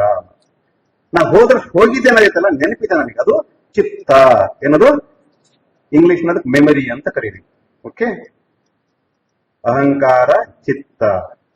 ನಾನು ಹೋದ ವರ್ಷ 21ನೇ ತಾರೀಕಿಗೆ 8 ಗಂಟೆಗೆ ನಾವು ಯೋಗಾಸನ ಮಾಡಿದೀವಿ ಎಲ್ಲಿ ಅಂತ ಹೇಳಿದ್ದು ನಿಶ್ಚಯಾತ್ಮಕ ಮನಸ್ಸು. ಹಿಂಗ ನಿಖರವಾಗಿ ಹೇಳೋದು ಬುದ್ಧಿ ಕೆಲಸ. ಅದು ಇನ್ನೊಂದು 5 ವರ್ಷ ಬ್ಯಾಕ್ ಮಾಡಿ ನಂಗೆ ಕೇಳಿದ್ರ 21ನೇ ತಾರೀಕಿಗೆ ಬೆಳಗ್ಗೆ 8 ಗಂಟೆಗೆ 9 ಗಂಟೆಗೋ ಹಿಂಗೂ ಇರ್ಬೋದು, ಹಿಂಗ ಇರ್ಬೋದು ಮನಸ್ಸು. ಸೊ ಮನಸ್ಸಿನ ಕೆಲಸ ಕೆಲವೊಂದ್ಸರಿ ಹಿಂಗ್ ಮಾತಾಡ್ತೈತಿ, ಕೆಲವೊಂದ್ಸರಿ ಹಿಂಗ್ ಮಾತಾಡ್ತೈತಿ. ಬುದ್ಧಿ ಕೆಲಸ ಹೀಗೆ ಅಂತ ನಿಖರವಾಗಿ ಹೇಳುತ್ತೆ. ಅದು ಹೋಗಿದ್ದ ನನಗೆ ನೆನಪಿದೆ ಅಂತ ಹೇಳುತ್ತೆ. ಚಿತ್ತ ನಾನೇ ಹೋಗಿದ್ದೆ ಅಂತ ಹೇಳುತ್ತೆ. ಅಹಂಕಾರ, ಚಿತ್ತ, ಬುದ್ಧಿ, ಮನಸ್ಸಿನಿಂದ ಸೇರಿದಂತ ಅಂತಃಕರಣ ನಮ್ಮ ಒಳಗಡೆ ಇದೆ. ಫಸ್ಟ್ ಅದನ್ನ ತಿಳ್ಕೋಬೇಕು. ಅದ್ರ ಮೇಲೆ ಒಂದಿಷ್ಟು ಇಂಪ್ರೆಷನ್. ಈ ಬಾವಿ ಕಟ್ಟಿ ಇತ್ರಿ, ಮೊದಲು ನೀರ್ ಜಗ್ತದ್ರಲ್ಲ, ಒಂದ್ ಕಡೆ ಕೊಡ ಇರ್ತದ್ರ, ಅಲ್ಲಿ ತಗ್ ಬೀಳ್ತದ್ದು. ಮೇಲಿಂದ ಮೇಲೆ ಯಾವುದನ್ನ ನೀವು ಅಚ್ಚು ಹಾಕ್ತಿರೋ ಅದು ದೀಪ ಹೋಗುತ್ತೆ. ಸೊ ಒಂದಿಷ್ಟು ಕೆಲಸಗಳನ್ನ ನೀವು ಮೇಲಿಂದ ಮೇಲೆ ಮಾಡ್ತೀರಿ. ಅದು ನಿಮ್ ಒಳಗಡೆ ಹೋಗುತ್ತೆ. ಒಂದಿಷ್ಟು ಕೆಲಸಗಳು ಒಳ್ಳೆಯದು, ಅದಕ್ಕ ನಾವೇಂತ ಕರಿತೀವಿ ಪುಣ್ಯ ಕರ್ಮ. ಒಂದಿಷ್ಟು ಕೆಟ್ಟ ಕೆಲಸನ ಆಗ್ತಾರೆ ನಿಮ್ಗೆ ಗೊತ್ತಿಲ್ದಾನ ಗೊತ್ತಿದ್ದು, ಅದಕ್ಕ ಕೆಟ್ಟ ಕೆಲಸ ಅಂತ ಕರೀವಿ, ಪಾಪ ಕರ್ಮ ಅಂತ ಕರೀವಿ. ಪಾಪ ಕರ್ಮದಿಂದ ಪುಣ್ಯ ಕರ್ಮದಿಂದ ನಮ್ಮ ಮನಸ್ಸಿನ ಮೇಲೆ ಒಂದಿಷ್ಟು ಸಂಸ್ಕಾರಗಳನ್ನು ನಾವು ನಿತ್ಯ ಒತ್ತುತ್ತಿದ್ದೇವೆ, ಅಚ್ಚು ಹಾಕುತ್ತಿದ್ದೇವೆ. ಆ ಸಂಸ್ಕಾರಗಳು ಎಷ್ಟು ಆಳವಾಗಿ ಹೋಗಿದ್ದೇವೋ ಅದೇ ನಿಮ್ಮ ಸಬ್ ಕಾನ್ಶಿಯಸ್ ಮೈಂಡ್. ಯಾವಾಗ ನೀವು ವಿಚಾರ ಮಾಡ್ತಿಲ್ಲೋ, ಬೆಳಿಗ್ಗೆ ಹೇಳ್ತೀರಿ, ನೀವು ಮುಖ ತೊಳ್ಕಣಕ ಬ್ರಷ್ ಮಾಡಕ್ ವಿಚಾರ ಮಾಡಲ್ಲ, ಸುಮ್ಮನೆ ಸಹಜವಾಗಿ ಕೈ ಹೋಗ್ತಿರ್ತದೆ ಬ್ರಷ್ ಕಡೆಗೆ, ಮುಖದ ಮೇಲೆ. ಇದು ವಿಚಾರ ಮಾಡಿ ನೋಡ್ರಿ, ನಾಳೆ ನಾವತ್ತು ಹೇಳಿದ್ದ, ಅದಕ್ಕೆ ಸಬ್ ಕಾನ್ಶಿಯಸ್ ಮೈಂಡ್. ಯಾವ್ದನ್ನ ನಿತ್ಯ ಅಭ್ಯಾಸ ಮಾಡ್ತಿರೋ ಅದು ನಿಮ್ ಸಬ್ ಕಾನ್ಶಿಯಸ್ ಮೈಂಡ್ ಇಂದ ನಿಮಗೆ ಕಾನ್ಶಿಯಸ್ ಮೈಂಡ್ ಗೊತ್ತಿಲ್ಲದೆ ನಿಮ್ಮಿಂದ ವ್ಯಕ್ತವಾಗುತ್ತೆ. So there is something called as conscious mind. ಜಾಗೃತ ಅವಸ್ಥೆಯಲ್ಲಿ ನಿಮಗೆಲ್ಲ ಇದೆ. ಅದ್ರ ಕೆಳಗಡೆ ಒಂದು ಸಬ್ ಕಾನ್ಶಿಯಸ್ ಮೈಂಡ್ ಇದೆ. When you are sleeping, that subconscious mind is functioning. ಯಾವಾಗ ನಾವು ಮಲ್ಕಂತೀವಿ ಈ ಶರೀರ ಕೆಲಸ ಮಾಡ್ತಿಲ್ಲ. ನಮ್ಮ ಶರೀರ ನಮ್ಗೆ ಗೊತ್ತಿತ್ತೇನ್ರಿ? ಇಲ್ಲ. ಯಾರು ಕರೆದ್ರೆ ನಿಮ್ಗೆ ಎಚ್ಚರ ಡೀಪ್ ಸ್ಲೀಪ್ ಇದ್ದಾಗ. ಕಣ್ಣು ಕೆಲಸ ಮಾಡತ್ತವ? ಇಲ್ಲ. ಸೊ ನಿಮ್ ಕಣ್ಣು ಕೆಲಸ ಮಾಡ್ತಿಲ್ಲ, ನಿಮ್ ಶರೀರ ಕೆಲಸ ಮಾಡ್ತಿಲ್ಲ, ಹೀಗಾಗಿ ಹೊರಗಡೆ ಜಗತ್ತಿನ ಸಂಪರ್ಕ ನಿಮಗಿಲ್ಲ. ಅದಕ್ಕೆ ನೀವು ಈಗಿನ ಮಟ್ಟಿಗೆ ಮಲ್ಕಂಡಿರಿ, ಹೊರಗಿನ ಜಗತ್ತ ಸಂಪರ್ಕ ಇಲ್ಲ. ಒಳಗಡೆ ಮಲ್ಕಂಡಾಗ ಕೂಡ ನಿಮ್ ಸಬ್ ಕಾನ್ಶಿಯಸ್ ಮೈಂಡ್ ಆಕ್ಟಿವ್ ಇತ್ತಂದ್ರ ಅದು ಕಾಲ್ಡ್ ಆಸ್ ಸ್ವಪ್ನಾವಸ್ಥಾ, ಡ್ರೀಮ್ ಸ್ಟೇಟ್. ಸ್ವಪ್ನಾವಸ್ಥೆ. ಎರಡನೇ ಅವಸ್ಥೆ ಯಾವುದು? ಸ್ವಪ್ನಾವಸ್ಥಾ. ಸ್ವಪ್ನಾವಸ್ಥೆಯಲ್ಲಿ ಇದ್ದಾಗ ದೇಹದ ಕೆಲಸ ಇಲ್ಲ, ಇಂದ್ರಿಯದ ಕೆಲಸ ಇಲ್ಲ, ಅಂತಃಕರಣದ ಕೆಲಸ. ಆ ಅಂತಃಕರಣ ಕೆಲಸ ಮಾಡುವಾಗ ಮತ್ತೆ ಅದೇನು ಸೃಷ್ಟಿ ಮಾಡ್ಕೊಂತತಿ? ನೀವೇನು ಫಿಸಿಕಲ್ ಬಾಡಿ ಇಟ್ಕೊಂಡಿದ್ರಲ್ರಿ ಹಿಂಗ ಅಂತ ಹೇಳಿ ನೀವ ಇರ್ತೀರಲ್ರಿ, ನಿಮ್ ಸುತ್ತಮುತ್ತಲ ಇದ ಪರಿಸ್ಥಿತಿ ಇರ್ತಾವ. ಯಾವ್ದ ಒಂದ್ ಬಾಳ ಕಾಡ್ತಿರ್ತದೆ, ಪಿಡ ತಲಗಿರಿ ಸಾಕು ಅನ್ಸಿರ್ತತಿ. ಆ ಕನಸ್ನಾಗ ಆ ಪಿಡ ತಲಗ್ತಾರ, ಏನೋ ಒಂಥರ ಖುಷಿ. ಯಾರೊಬ್ರು ಬಹಳ ಭೇಟಿ ಆಗ್ಬೇಕಂತ ಆಗಿರಲ್ಲ, ಅವ್ರ ಕನಸಿನ ಸಿಕ್ತಂದ್ರ ಬಹಳ ಖುಷಿ. ಸೊ ಯಾವ ಸುಖ ದುಃಖವನ್ನ ನಾವು ಜಾಗೃತ ಅವಸ್ಥೆಯಲ್ಲಿ ಅನುಭವಿಸುತ್ತಿದ್ದೇವೋ ಅದನ್ನು ಇನ್ನೂ ಹೆಚ್ಚವಾಗಿ ಆಳವಾಗಿ ಅಂತಃಕರಣದ ಮುಖಾಂತರ ಸ್ವಪ್ನ ಅನ್ನೋ ಅವಸ್ಥೆಯಲ್ಲಿ ನಾವು ಅನುಭವಿಸುತ್ತೇವೆ. ಇದು ನಮ್ಮ ನಿತ್ಯದ ಅನುಭವ. ಯಾರಿಗೆ ಅನುಭವ ಇಲ್ಲೇನ್ರಿ? ಇದು ಎಲ್ಲರಿಗೂ ಐತಿಲ್ಲ. So every one of your experiencing this two states. ಮೂರನೇದ್ದು ಸುಷುಪ್ತಿ ಅವಸ್ಥಾ, ಡೀಪ್ ಸ್ಲೀಪ್. ಎಚ್ಚರನೇ ಇಲ್ಲ, ಕನಸು ಇಲ್ಲ, ಫುಲ್ ಡೀಪ್ ಸ್ಲೀಪ್. ಅವಾಗ ಹೊರಗೂ ಗೊತ್ತಿಲ್ಲ, ಒಳಗೂ ಗೊತ್ತಿಲ್ಲ. ಮಲ್ಕಂಡ್ ಎದ್ದ ಮ್ಯಾಲ ಬಾ ಚಲೋ ನಿದ್ದೆ ಆತ್ ನೋಡಿ ಇವತ್ತು, ಒಂಥರ ಖುಷಿ, ಒಂಥರ ಖುಷಿ. ಅದು ಏನು ಅಂತ ಗೊತ್ತಿಲ್ಲದೆ ಆನಂದದ ಒಂದು ಅವಸ್ಥೆಯನ್ನು ನೀವು ಮುಟ್ಟು ಬಂದಿರಿ. ಅಜ್ಞಾನ ರೂಪದಿಂದ ನಿಮ್ಮ ನಿಜ ಸ್ವರೂಪವನ್ನು ಮುಟ್ಟು ಬಂದ ಸ್ಥಿತಿಗೆ ಸುಸುಪ್ತಿ. ಅದನ್ನು ದಾಟಿ ಇನ್ನೊಂದು ಅವಸ್ಥೆ ಇದೆ, ಅದು 4ನೇ ಅವಸ್ಥೆ ಅಲ್ಲ, ಅದು ತುರಿಯ ಅವಸ್ಥೆ. ತುರಿಯ ಮನೆ ಹೈಯೆಸ್ಟ್, ಉತ್ತುಂಗ ತುರಿಯ ಇದು ಹೈಯೆಸ್ಟ್. ಅದ್ರ ಬಿಟ್ಟು ಇನ್ನೊಂದು ದೊಡ್ಡದಿಲ್ಲ ಇಲ್ಲ. That is highest state. It is not 4th state but ತುರಿಯ ಅವಸ್ಥಾ. ಆ ತುರಿಯ ಅವಸ್ಥಾದಲ್ಲಿದ್ದಾಗ ನೆಲೆ ನಿಂತಾಗ ನೀವು ಯಾವ ಈ ಕಾನ್ಶಿಯಸ್ ಆಗಿ ಹೆಂಗ್ ನೋಡ್ತಿದ್ರಲ್ಲೋ ಹಾಗೆ ಅದ್ಭುತವಾದನ್ನ, ಶಾಶ್ವತವಾದದ್ದನ್ನ, ಯಾವಾಗಲೂ ಇರುವಂತದ್ದನ್ನ, ಯಾವಾಗಲೂ ಒಂದೇ ಕಡೆ ಒಂದೇ ಸಮಾನ ಇರುವಂತದ್ದನ್ನ ನೀವು ಅನುಭವಿಸುತ್ತೀರಿ. ತುರಿಯ ಅವಸ್ಥಾ, ತುರಿಯ ಅವಸ್ಥಾ ಅಂತ ಹೇಳಿ, ಯೋಗದ ಪರಾಕಾಷ್ಠ ಸಮಾಧಿ ಅಂತ ಹೇಳಿ, ಜ್ಞಾನದ ಪರಾಕಾಷ್ಠತೆ ಅಂತ ಹೇಳಿ, ಭಕ್ತಿಯ ಪರಾಕಾಷ್ಠತೆ ಪ್ರೇಮ ಅಂತ ಹೇಳಿ, ಎಲ್ಲ ಒಂದೇ. ಆಧ್ಯಾತ್ಮಿಕ ಜೀವನದ ಪರಾಕಾಷ್ಠ ಅನುಭವ ಭಗವದ್ ಭಕ್ತಿ, ಭಗವತ್ ಪ್ರೇಮ. ಇದು ತುರಿಯ ಅವಸ್ಥೆಯಲ್ಲಿ ಆಗುವಂಥದ್ದು. ನಾವು ಕಮಿಂಗ್ ಟು ದ ಪಾಯಿಂಟ್, ನಾವು ಕಮ್ ಡೌನ್ ಟು ಜಾಗೃತ ಅವಸ್ಥಾ. ಈ ಜಾಗೃತ ಅವಸ್ಥದಲ್ಲಿ ನೀವದಿರಿ. ಓಕೆ, ಮಲ್ಕಂಡ್ ಕನಸು ಕಾಣ ಒಳಗೂ ನೀವದಿರಿ. ಕನಸು ಕಾಣದೆ ಡೀಪ್ ಸ್ಲೀಪ್ ಇದ್ದಾಗೂ ನೀವು ಇದ್ರಿ. ಬಂದ್ ಮಾಲ್ ಗೊತ್ತಾದ್ರು ಮಲ್ಕಂಡ ಗೊತ್ತಿರ್ಲಿಲ್ಲ. ಓಕೆ, ಇದು ಎಲ್ಲರ ನಡುವು ನಿಮ್ಗೆ ಗೊತ್ತಿಲ್ದೋ ಯಾವಾಗಲೂ ಒಂದು ಇರುವ ಅವಸ್ಥಿದೆಯಲ್ಲ, ಯಾವ್ದನ್ನ ತುರಿಯ ಅವಸ್ಥೆಯಲ್ಲಿ ಯೋಗಿ ಅನುಭೂತಿ ಪಟ್ಟು ಹೇಳ್ತಾನೋ ಇದೇ ನಾನು ಅಂತೇಳಿ ಆತ್ಮ. ಆ ಆತ್ಮ ನಾನು, ಆ ಆತ್ಮ ಶಾಶ್ವತವಾದದ್ದು. ಅದಕ್ಕೆ ಸತ್ ಚಿತ್ ಆನಂದ ಅಂತ ಕರೀತಾರೆ. ಏನಂತ ಹೇಳ್ತಾರೋ? ಸತ್ ಚಿತ್ ಆನಂದ. ಸತ್ ಅಂದ್ರೆ ಯಾವಾಗಲೂ ಒಂದೇ ತರ ಇರುವಂತ, ದಟ್ ಅನ್ಚೇಂಜಿಂಗ್, ಮಿಥ್ಯಾ ಅಲ್ಲ, ಫಾಲ್ಸ್ ಅಲ್ಲ. ಟ್ರೂ ಅಂದ ತಕ್ಷಣ ಅದ್ರ ಅಪೋಸಿಟ್ ಫಾಲ್ಸ್ ಬರುತ್ತಲ್ಲ. ಟ್ರೂ ಫಾಲ್ಸ್ ಅನ್ನು ದಾಟಿ ಹಮೇಶ ಯಾವಾಗಲೂ ಇರುವಂತದ್ದು ಅದು ಸತ್.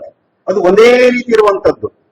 ನೀರ್ ಕಾಸ್ತೀರಿ ನೀವು, ಕಾಸಿದ ತಕ್ಷಣ ಏನಕ್ಕತ್ತದ ಬೆಚ್ಚಗಾಗ್ತದೆ, ಸ್ವಲ್ಪ ಹೊತ್ತಾದ್ಮೇಲೆ ತಣ್ಣಗಾಗ್ತದೆ. ಸೊ ನೀರು ಬೆಚ್ಚಗಾಗಿದ್ದು ತಣ್ಣಗಾಗಿದ್ದು because of some energy called fire. ಇದು ಭೌತಿಕ ಶಕ್ತಿ. ಭೌತಿಕ ಶಕ್ತಿಯಿಂದ ಒಂದು ಪದಾರ್ಥದ ಸ್ವಭಾವವನ್ನ ನಾವು ಬದಲಾಯಿಸಬಹುದು. ತಣ್ಣ ನೀರನ್ನ ಬಿಸಿ ಮಾಡಬಹುದು, ಬಿಸಿ ನೀರನ್ನ ತಣ್ಣ ಮಾಡಬಹುದು.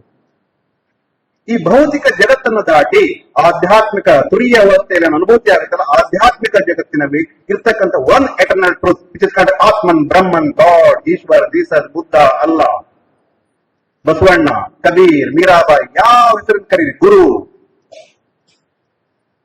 ಆ ಒಂದು ತತ್ವ ಯಾವಾಗಲೂ ಇರುವಂತದ್ದು, ಅದು ಎಂದೂ ಬದಲಾಗುವುದಿಲ್ಲ. ಆ ತತ್ವವೇ ನಾನು ಅಂತೂ ಅರಿಯುವುದೇ ಯೋಗ್ಯ ಜೀವನದ ಮುಖ್ಯ ಲಕ್ಷ್ಯ, ಗುರಿ. ಸೊ ಯೋಗಿ ಆಗಬೇಕಾದಲ್ಲಿ ನೀವು ನಿಮ್ಮ ಗುರಿಯನ್ನು ಮಾತ್ರ ಖಚಿತಪಡಿಸಬೇಕು. ಆ ಗುರಿ ಖಚಿತ ಆದ್ಮೇಲೆ ಈ ಜಾಗೃತ ಅವಸ್ಥಾ, ಈ ಸ್ವಪ್ನಾವಸ್ಥಾ, ಈ ಸುಷುಪ್ತಿ ಅವಸ್ಥಾ, ಇದ್ರ ಎಲ್ಲರ ಅನುಭವಗಳನ್ನು ತೆಗೆದುಕೊಂಡು ಆ ಜ್ಞಾನದೊಂದಿಗೆ ಜ್ಞಾನ ಮಿಶ್ರಿತ ಅನುಭವಕ್ಕೆ ವಿಜ್ಞಾನ ಅಂತ ಕರೀತಾರೆ. ವಿಜ್ಞಾನ ಅಂದ್ರೆ ಬರೀ ಅಷ್ಟು ಫಿಸಿಕಲ್ ಸೈನ್ಸ್ ಅಲ್ಲ, ಅಲ್ಲಿ ವೇದಾಂತ ಶಬ್ದ ಅದು. Technical word, it's a technical word. when I say diabetes, it's a medical technical word. ಏನಪ್ಪ ಡಯಾಬಿಟೀಸ್ ಅಂದ್ರೆ ಬ್ಲಡ್ ಶುಗರ್ ಇಷ್ಟಿದ್ರೆ ನಾರ್ಮಲ್, ಇದಕ್ಕಂತ ಜಾಸ್ತಿ ಡಯಾಬಿಟೀಸ್ ಅಂತ ಕರೀತಾರು. ಹೈಪರ್ ಟೆನ್ಷನ್ ಅಂದ್ರೆ ಬಿಪಿ ಜಾಸ್ತಿ ಆಗೋದು. ಬಿಪಿ ಇದಕ್ಕಂತ ಜಾಸ್ತಿ ಇದ್ರೆ ಹೈಪರ್ ಟೆನ್ಷನ್ ಅಂತ ಕರೀತಾರು. ಅದಕ್ಕಂತ ಕಡಿಮೆ ಇದ್ರೆ ಹೈಪೋ ಟೆನ್ಷನ್ ಅಂತ ಕರೀತಾರು. Hypotension, hypertension. Sugar ಹೆಚ್ಚಾಗಬಹುದು, ಲೋ ಆಗ್ಬಹುದು. ಸೊ ಇದನ್ನ ನಾವು ನಿತ್ಯ ಈ ಭೌತಿಕ ಜೀವನದಲ್ಲಿ, ಸ್ವಪ್ನ ಜೀವನದಲ್ಲಿ, ಸುಸುಪ್ತಿಯಲ್ಲೂ ಕೂಡ ಬಂದ್ಮಾಲು ಕೂಡ ಇದನ್ನೇ ಅನುಭವಿಸ್ತಾ ಇರ್ತಾರೆ. ಇದನ್ನು ದಾಟಿ ತುರಿಯ ಅವಸ್ಥೆಯಲ್ಲಿ ಯಾರು ಆ ಯೋಗಿ ಆತ್ಮನ ನೆಲೆ ನಿಂತಿದ್ದಾನೋ, ಯಾವುದು ಎಂದು ಬದಲಾಗುವುದನ್ನು ಅದನ್ನು ತನ್ನ ಅನುಭವಿಸಿದ್ದಾನೋ ಅವನು ನಿಜವಾದ ವಿಜ್ಞಾನಿ. ಆ ಭಕ್ತ, ಆ ಯೋಗಿ ಇಸ್ ಅ ರಿಯಲ್ ವಿಜ್ಞಾನಿ, ರಿಯಲ್ ಸೈಂಟಿಸ್ಟ್. ಅದಕ್ಕೆ ಋಷಿ, ಹೂ ಇಸ್ ಅ ಋಷಿ ಅಂತ ಸ್ವಾಮಿ ವಿವೇಕಾನಂದ ಹೇಳ್ತಾರೆ ಅವರು. Rishi is the scientist of the inner world. ಎಂತ ಅದ್ಭುತ ಡೆಫಿನೇಷನ್, ಎಂತ ಅದ್ಭುತ ಡೆಫಿನೇಷನ್. ಸ್ವಲ್ಪ ವಿಚಾರ ಮಾಡಿ. ವಿಜ್ಞಾನಿ ಅಂದ್ರೆ ಆಂತರಿಕ ಜಗತ್ತಿನ ಅಧಿಪತಿ, ಆಂತರಿಕ ಜಗತ್ತಿನ ನಿಜವಾದ ವಿಜ್ಞಾನಿ, ಅವನು ಋಷಿ. ಸೊ ನೀವು ಋಷಿ, ಯೋಗಿ ಆದಲ್ಲಿ ನಿಮ್ಮ ನಿಜ ಸ್ವರೂಪವನ್ನು ನೀವು ಅನುಭವಿಸಬಲ್ರಿ. ಇದು ಯೋಗ. ಇದರ ಬಗ್ಗೆ ಇಷ್ಟು ಶಬ್ದದ ಬಗ್ಗೆ ನಾ ಮಾತಾಡಿದ್ದು. ನಾವು ಕಮಿಂಗ್ ಟು ದ ಪಾಯಿಂಟ್, ಯಾರಿದ್ನ ಕಲಿಸ್ತಾರೆ ಯೋಗ? ಭಗವದ್ಗೀತೆ ಶ್ರೀಕೃಷ್ಣ ಪರಮಾತ್ಮ ಬಂದು ಬ್ಯಾಟಲ್ ಫೀಲ್ಡ್, ಹೋರಾಟ, ಕುರುಕ್ಷೇತ್ರದ ಆಗಲ್ರಿ, ದಿವಸ ಮನೆಗೆ ಹಾಕವು, ಆಶ್ರಮನಾಗ ಹಾಕವು, ಶಾಲೆಗೆ ಹಾಕವು, ಎಲ್ಲರದು ಅದೇ, ಎಲ್ಲ ಕಡೆ ಹಾಕವು. ಹೊಡೆದಾಟ, ಬಡದಾಟ, ವಿಚಾರಗಳಿಂದ ಹೊಡೆದಾಡ್ಬಹುದು, ಕತ್ತಿಯಿಂದ ಹೊಡೆದಾಡ್ಬಹುದು. ಕತ್ತಿಯಿಂದ ಹೊಡೆದಾಡದಂತ ವ್ಯಕ್ತಿಗಂತೂ ವಿಚಾರದಿಂದ ಹೊಡೆದಾಡುವಂತವನು ಹೆಚ್ಚು ಶಕ್ತಿಶಾಲಿ. ಹೇಗೆ? ಅದು ಕತಿ ಗೊತ್ತಿರ್ಬೇಕಲ್ರಿ. ಆನಿ ಮೇಲೆ ಒಂದು ಸಣ್ಣ ಹುಡುಗ ಕೂತಿರ್ತಾನ, ಮಾವು ತನ್ನ ಮಗ. ಆ ಸಣ್ಣ ಹುಡುಗ ಶಾರೀರಿಕವಾಗಿ ಆನಿ ಮುಂದೆ ಎಷ್ಟು ಶಕ್ತಿ ಐತ್ರಿ ಒಂದು, ಆ ಆನಿ ಕಂಟ್ರೋಲ್ ಮಾಡತ್ತಾನ. ಅವನಿಗೆ ಆಲೋಚನಾ ಶಕ್ತಿ ಇದೆ. A trained mind is the best instrument to fight all the problems of life. Mind is nothing but bundle of thoughts ಅಂತ ಹೇಳಿದ್ವಲ್ಲ. ನಮ್ಮ ಮನಸ್ಸಲ್ಲಿ ಅನೇಕ ವಿಚಾರಗಳು ಹೇಳ್ತಾವು ಬೀಳತ್ತವೆ. ಹೆಂಗ? ಆ ಸಮುದ್ರದ ಅಲೆಗಳು ಎಣಸಾಕತ್ತೇನ್ರಿ ಸಮುದ್ರದ ಅಲೆಗಳನ್ನ? ಆಗಲ್ಲ. Your right. ಸೊ ಏಳಿಸಲಾರದಷ್ಟು ಅಲೆಗಳು ಏಳ್ತಾ ಇದೆ, ಬೀಳ್ತಾ ಇದೆ. ಹಾಗೆ ಏಳಿಸಲಾಗದಷ್ಟು ವಿಚಾರಗಳು ನಮ್ಮ ಮನಸ್ಸಿಂದ ಏಳ್ತಾ ಇದಾವು, ಬೀಳ್ತಾ ಇದಾವು.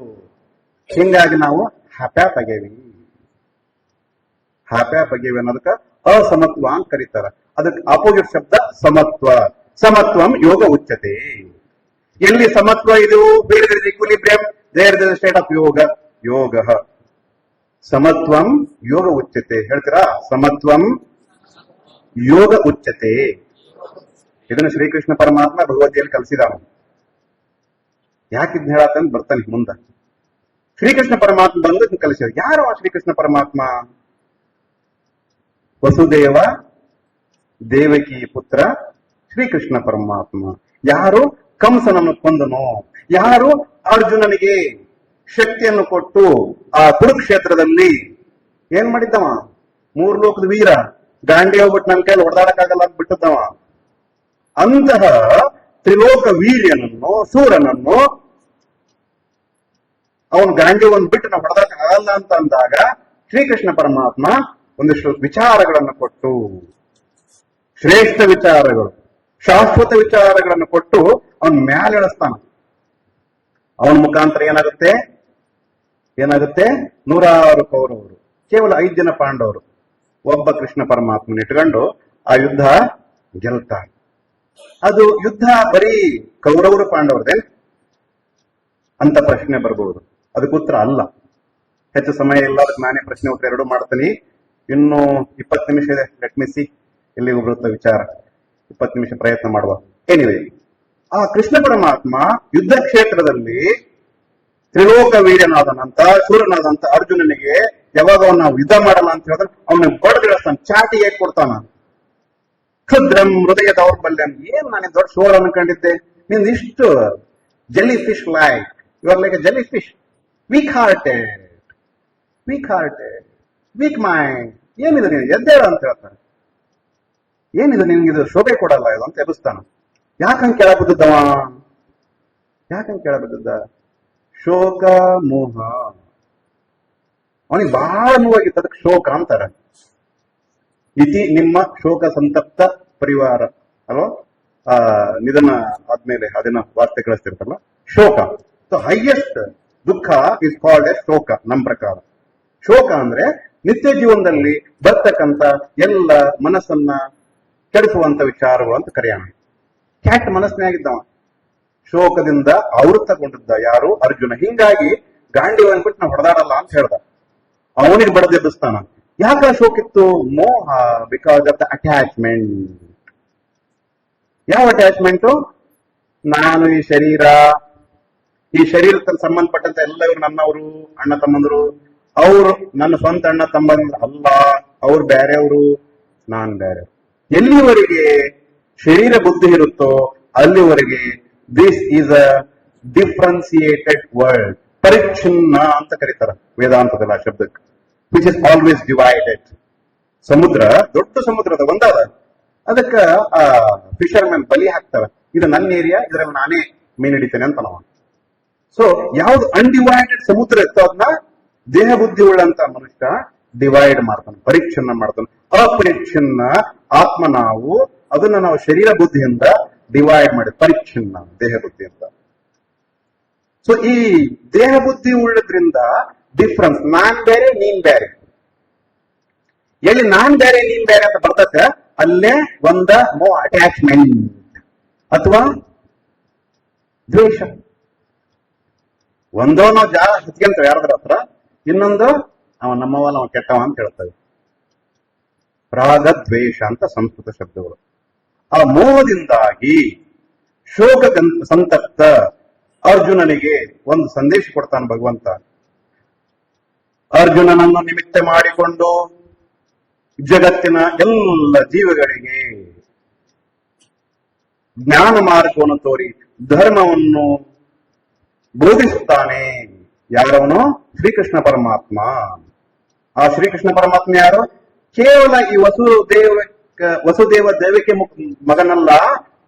ಯಾರು ಬ್ರಹ್ಮಾಂಡ ಈಶ್ವರನು, ನಾರಾಯಣನು, ವಿಷ್ಣುನು, ಅವನೇ ಈ ಅಂಡಾಂಡ ಪಿಂಡಾಂಡವನ್ನು ಸೃಷ್ಟಿ ಮಾಡಿದ್ದಾನೋ ಅದೇ ನಾರಾಯಣ ವಿಷ್ಣು ಶ್ರೀಕೃಷ್ಣ ಪರಮಾತ್ಮ ರೂಪರಾಗಿ ಕೆಲ ವರ್ಷಗಳ ಹಿಂದೆ ಇಲ್ಲಿ ಬಂದು ಜನಿಸಿ ಅರ್ಜುನನನ್ನಾಗಿ ನಿಮಿತ್ತ ಮಾಡಿಕೊಂಡು ವಿಶ್ವದ ಎಲ್ಲ ಸಕಲ ಜೀವಗಳಿಗೆ ಶೋಕ ಮೋಹದಿಂದ ಮುಳುಗ್ತಕ್ಕಂಥ, ಅದರ ದೊಡ್ಡ ಸಮುದ್ರದಲ್ಲಿ ಮುಳುಗುತ್ತಾ ಇರ್ತಕ್ಕಂಥ ನಮ್ಮನ್ನೆಲ್ಲ ಎಬ್ಬಿಸ್ಲಿಕ್ಕೆ ಶ್ರೀಕೃಷ್ಣ ಪರಮಾತ್ಮ ಭಗವದ್ಗೀತೆಯನ್ನ ಬೋಧಿಸಿದ್ದಾನೆ.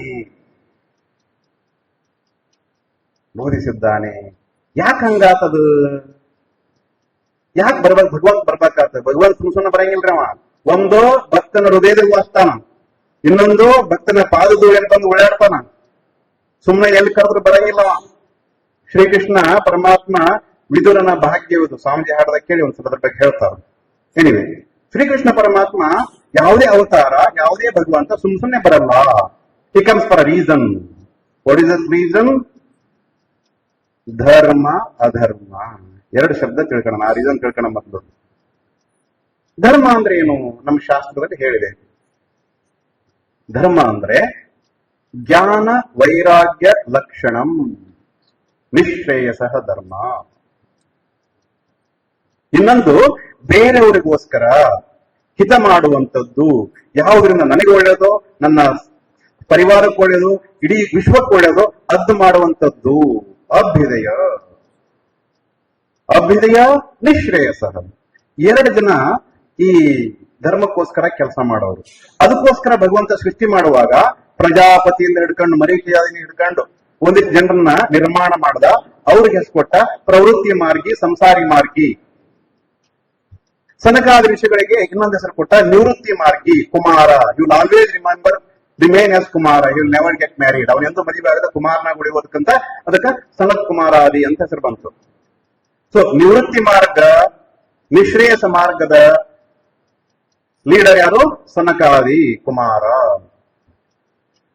ಗೃಹಸ್ಥ ಧರ್ಮ, ಅಭ್ಯುದಯ, ಎಲ್ಲ ವೆಲ್ಫೇರ್ ಕೆಲಸ ಮಾಡುವಂತವ್ರು ಯಾರು? ನಮ್ಮ ಪ್ರಜಾಪತಿ ಹಿಡ್ಕೊಂಡು ಮರೀಚಾದಿ ಶ್ರೇಷ್ಠ ಗೃಹಸ್ಥರು.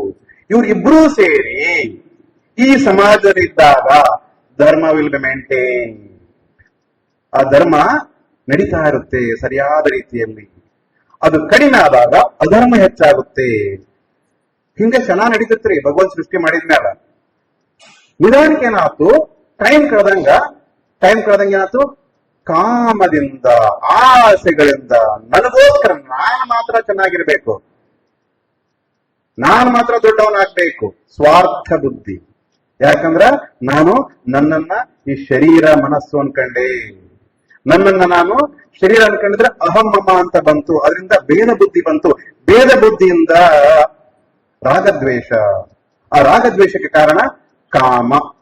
ಕಾಮ ಅಂದ್ರೆ ಆಸೆಗಳು, ದುರಾಸೆಗಳು, ಅತಿಯಾದ ಆಸೆಗಳು. ಆಸೆ ದುಃಖಕ್ಕೆ ಮೂಲ ಅಂತ ಬುದ್ಧ ಭಗವಾನ್ ಹೇಳಿದ. ಆ ಆಸೆಗಳ ಕಾರಣದಿಂದಾಗಿ ಮನುಷ್ಯ ಈ ಶೋಕ ಮೋಹ ಎಂಬ ಸಮುದ್ರದಲ್ಲಿ ಮುಳುಗ್ತಾ ಇದ್ದ. ಅವನ್ ಎಬತ್ ಹಿಡಿಲಿಕ್ಕೆ ಭಗವಂತ ಬಂದ. ಧರ್ಮ ಕೆಳಗೆ ಹೋಗ್ತಾ ಇತ್ತು, ಅಧರ್ಮಿಗಳು ಜಾಸ್ತಿ ಆಗ್ತಿದ್ರು. ಅವ್ರನ್ನ ಕಂಟ್ರೋಲ್ ಮಾಡ್ಲಿಕ್ಕೆ ಭಗವಂತ ಬಂದ. ಸೊ ಭಗವಂತ ಯದಾ ಯದಾ ಹಿ ಧರ್ಮಸ್ಯ ಗ್ಲಾನಿರ್ಭವತಿ ಭಾರತ ಅಭ್ಯುತ್ಥಾನ ಅಧರ್ಮಸ್ಯ. ಯಾವಾಗ ಅಧರ್ಮ ಜಾಸ್ತಿ ಆಗುತ್ತೋ, ಯಾವಾಗ ಸ್ವಾರ್ಥಿಗಳು ಜಾಸ್ತಿ ಆಗ್ತಾರೋ, ಯಾವಾಗ ಶೋಕ ಮೋಹದಿಂದ ಕಾಮನೆಯಿಂದ ಮುಳುಗುವಂತ ಅವಸ್ಥೆಯಲ್ಲಿ ಇರ್ತಾನೋ, ಅವ್ರನ್ನ ಉದ್ಧಾರ ಮಾಡಾಕ, ಈ ಅಧರ್ಮಿಗಳನ್ನ ಸಂಹಾರ ಮಾಡ್ಲಿಕ್ಕೆ ಭಗವಂತ ಬರ್ತಾನೆ. ಆ ಕಾರ್ಯವನ್ನು ಇಟ್ಟುಕೊಂಡು ಶ್ರೀಕೃಷ್ಣ ಪರಮಾತ್ಮ ಒಂದು ಭಗವದ್ಗೀತೆಯನ್ನು ಉಪದೇಶಿಸುತ್ತಾನೆ. ಭಗವದ್ಗೀತೆ ಅಂದ್ರೆ ಏನಪ್ಪಾ? It's a comprehensive philosophy of life and work. Comprehensive spiritual philosophy for life and work. ನಮ್ಮ ಜೀವನಕ್ಕೆ ಬೇಕಾದಂತ ಸಂಪೂರ್ಣ ತತ್ವ, ಆಧ್ಯಾತ್ಮಿಕ ತತ್ವ ನಮ್ಮ ಜೀವನಕ್ಕೆ ಬೇಕಾದ. ಮತ್ತು ನಾವು ಯಾವ ರೀತಿ ಈ ಕೆಲಸ ಮಾಡಬೇಕು? ಸನ್ಯಾಸ ಆದರೂ ಕೆಲಸ ಮಾಡಬೇಕು, ಗೃಹಸ್ಥ ಆದರೂ ಕೆಲಸ ಮಾಡಬೇಕು, ಪುರುಷನು ಕೆಲಸ ಮಾಡ್ಬೇಕು, ಸ್ತ್ರೀಯರು ಕೆಲಸ ಮಾಡ್ಬೇಕು, ಟೀಚರ್ ಕೆಲಸ ಮಾಡ್ಬೇಕು, ಸ್ಟೂಡೆಂಟ್ ಕೆಲಸ ಮಾಡ್ಬೇಕು, ಸೋಲ್ಜರ್ ಕೆಲಸ ಮಾಡ್ಬೇಕು, ಪ್ರೈಮ್ ಮಿನಿಸ್ಟರ್ ಕೆಲಸ ಮಾಡ್ಬೇಕು. One health, one universe, oneness. ಈ ಅಧರ್ಮದಿಂದ ನಾಶ ಮಾಡಲಿಕ್ಕೆ, ಧರ್ಮವನ್ನು ಎತ್ತಲಿಕ್ಕೆ ಶ್ರೀಕೃಷ್ಣ ಪರಮಾತ್ಮ ಬಂದು ಈ ಭಗವದ್ಗೀತೆ ಉಪದೇಶ ಮಾಡ್ತಾನೋ. In one word, the philosophy, the comprehensive philosophy, spiritual philosophy for life and work is called as Bhagavad Gita. In one word, it is yoga.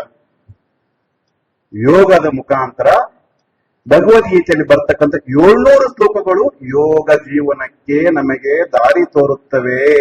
ನಮ್ಮಲ್ಲಿ ಆ ಜ್ಞಾನ ಇದ್ದಾಗ. ಆ ಜ್ಞಾನ ಬರಬೇಕು ಅಂದ್ರ ವೈರಾಗ್ಯ ಬಿಡ್ಬೇಕು. ಏನ್ ಬಿಡ್ಬೇಕು? ನಾ ಈ ಶರೀರ ಅಲ್ಲ. ಯಾರಾದ್ರೂ ಒಂದು ಉದಾಹರಣೆ ಕೊಡ್ರಿ. ಯಾರಾದ್ರೂ ಶರೀರ ಇಟ್ಕೊಂಡು ಯಾವಾಗ್ಲೂ ಅದಾರೇನ್ರಿ? ಋಷಿಗಳು 5000 ವರ್ಷ ಹಿಂದಿದ್ರು. ಈ ಶರೀರದಾಗ ಅದಾರೇನ್ರಿ ಅವರು? ಇಲ್ಲ. ಅವತಾರ ಪುರುಷ ಶ್ರೀರಾಮಕೃಷ್ಣರು 1836 to 1886 ಅವ್ರು ಅವತಾರ ಪುರುಷರು. ಸ್ವಲ್ಪ ಸಮಯ ಶರೀರ ಇಟ್ಕೊಂಡಿದ್ರು, ಶರೀರ ಇಲ್ಲ. ಸೊ ಒಂದನೇ ಪಾಯಿಂಟ್ ಏನಪ್ಪಾ ಅಂದ್ರ ಅವತಾರ ಪುರುಷ ಇರ್ಲಿ, ಋಷಿ ಇರ್ಲಿ, ಗುರು ಇರ್ಲಿ, ಎಂತ ಮಹಾತ್ಮ ಇರ್ಲಿ, ಯೋಗಿ ಇರ್ಲಿ, ಈ ಶರೀರವನ್ನ ಎಂದು ಶಾಶ್ವತವಾಗಿ ಇಟ್ಕೊಂಡಿರ್ಲಿಕ್ಕೆ ಸಾಧ್ಯ ಇಲ್ಲ, ಬೇಕಂದ್ರೂ ಸಾಧ್ಯ ಇಲ್ಲ. ಯೋಗಾಸನ ಪ್ರಾಣಾಯಾಮ ಮಾಡೋದ್ರಿಂದ ಸ್ವಲ್ಪ life expectancy of the body can be increased. The pain, the suffering of the body can be forgotten. ಈ ಶರೀರದಲ್ಲಿ ಬರ್ತಕ್ಕಂಥ ದುಃಖ ವ್ಯಾಧಿಗಳನ್ನು ಸ್ವಲ್ಪ ಮರಿಬಹುದು ಯೋಗಾಸನ ಪ್ರಾಣಾಯಾಮ ಮಾಡೋದ್ರಿಂದ. ಯೋಗಾಸನ ಪ್ರಾಣಾಯಾಮ ಮಾಡೋದ್ರಿಂದ 50 ವರ್ಷ ಬದುಕೋರು 100 ವರ್ಷ ಬದುಕಬಹುದು. ಅದ್ರ ಬಗ್ಗೆ ಮಾತಾಡೋಣ. ಸೊ ಈ ಶರೀರ ನಾನು ಅನ್ಕೊಂಡಿದ್ದೆ, ಅದರಲ್ಲಿ ನೀವು ಶಾಶ್ವತವಾಗಿ ಇರ್ಲಿಕ್ಕೆ ಸಾಧ್ಯ ಇಲ್ಲ. ಯಾವಾಗ ನೀವು ಶಾಶ್ವತ ಇರ್ಲಿಕ್ಕೆ ಸಾಧ್ಯ ಇಲ್ಲ ಮರೆತು ಹೋಗ್ತೀರ, ಅಲ್ಲೇ ಭಯ. ಅದರಿಂದಾಗಿ ಎಲ್ಲ ದುಃಖ. ಈ ಎಲ್ಲ ಸಮಸ್ಯೆಗಳಿಗೆ ಕಮಿಂಗ್ ಟು ದ ವರ್ಡ್ ಆರೋಗ್ಯ, ಉತ್ತರ ಪರಿಹಾರ, ಶ್ರೇಷ್ಠ ಆರೋಗ್ಯ, ಆಧ್ಯಾತ್ಮಿಕತೆ, ಯೋಗ ಜೀವನ, ಅದಕ್ಕೆ ಉತ್ತರ ಏನಪ್ಪಾ ಅಂತಂದ್ರೆ we have to study Bhagavad Gita every day. ನಿತ್ಯ ನಾವೆಲ್ಲರೂ ಸೇರಿ ಭಗವದ್ಗೀತೆಯನ್ನು ಅಧ್ಯಯನ ಮಾಡುವಂತದ್ದು. ನಮ್ಮ ಮಕ್ಕಳಿಗೆ, ಶಾಲೆಯ ಮಕ್ಕಳಿಗೆ ನಿತ್ಯ ಭಗವದ್ಗೀತೆಯನ್ನ ಪಾಠ ಮಾಡುವಂಥದ್ದು, ಅವರಿಗೆ ಅರ್ಥವಾಗುವ ರೀತಿಯಲ್ಲಿ. ಯೋಗ ಕರ್ಮಸು ಕೌಶಲಂ. ಯಾರು ಇದನ್ನು ತಿಳ್ಕೊಂಡ ಅವನು ಯೋಗಿ. He is following the philosophy of Bhagavad Gita, ಯೋಗ ಕರ್ಮಸು ಕೌಶಲಂ, whether if you know Sanskrit or not. Sanskrit ಗೊತ್ತಿಲ್ಲದೂ ಕೂಡ ಅವನ ಈ ಜೀವನದಲ್ಲಿ ಈ ತರ ಇದ್ದಂತಲ್ಲಿ ಅವನು ಯೋಗ ಕರ್ಮಸು ಕೌಶಲಂ ಆಚರಿಸ್ತಾ ಇದ್ದಾನ.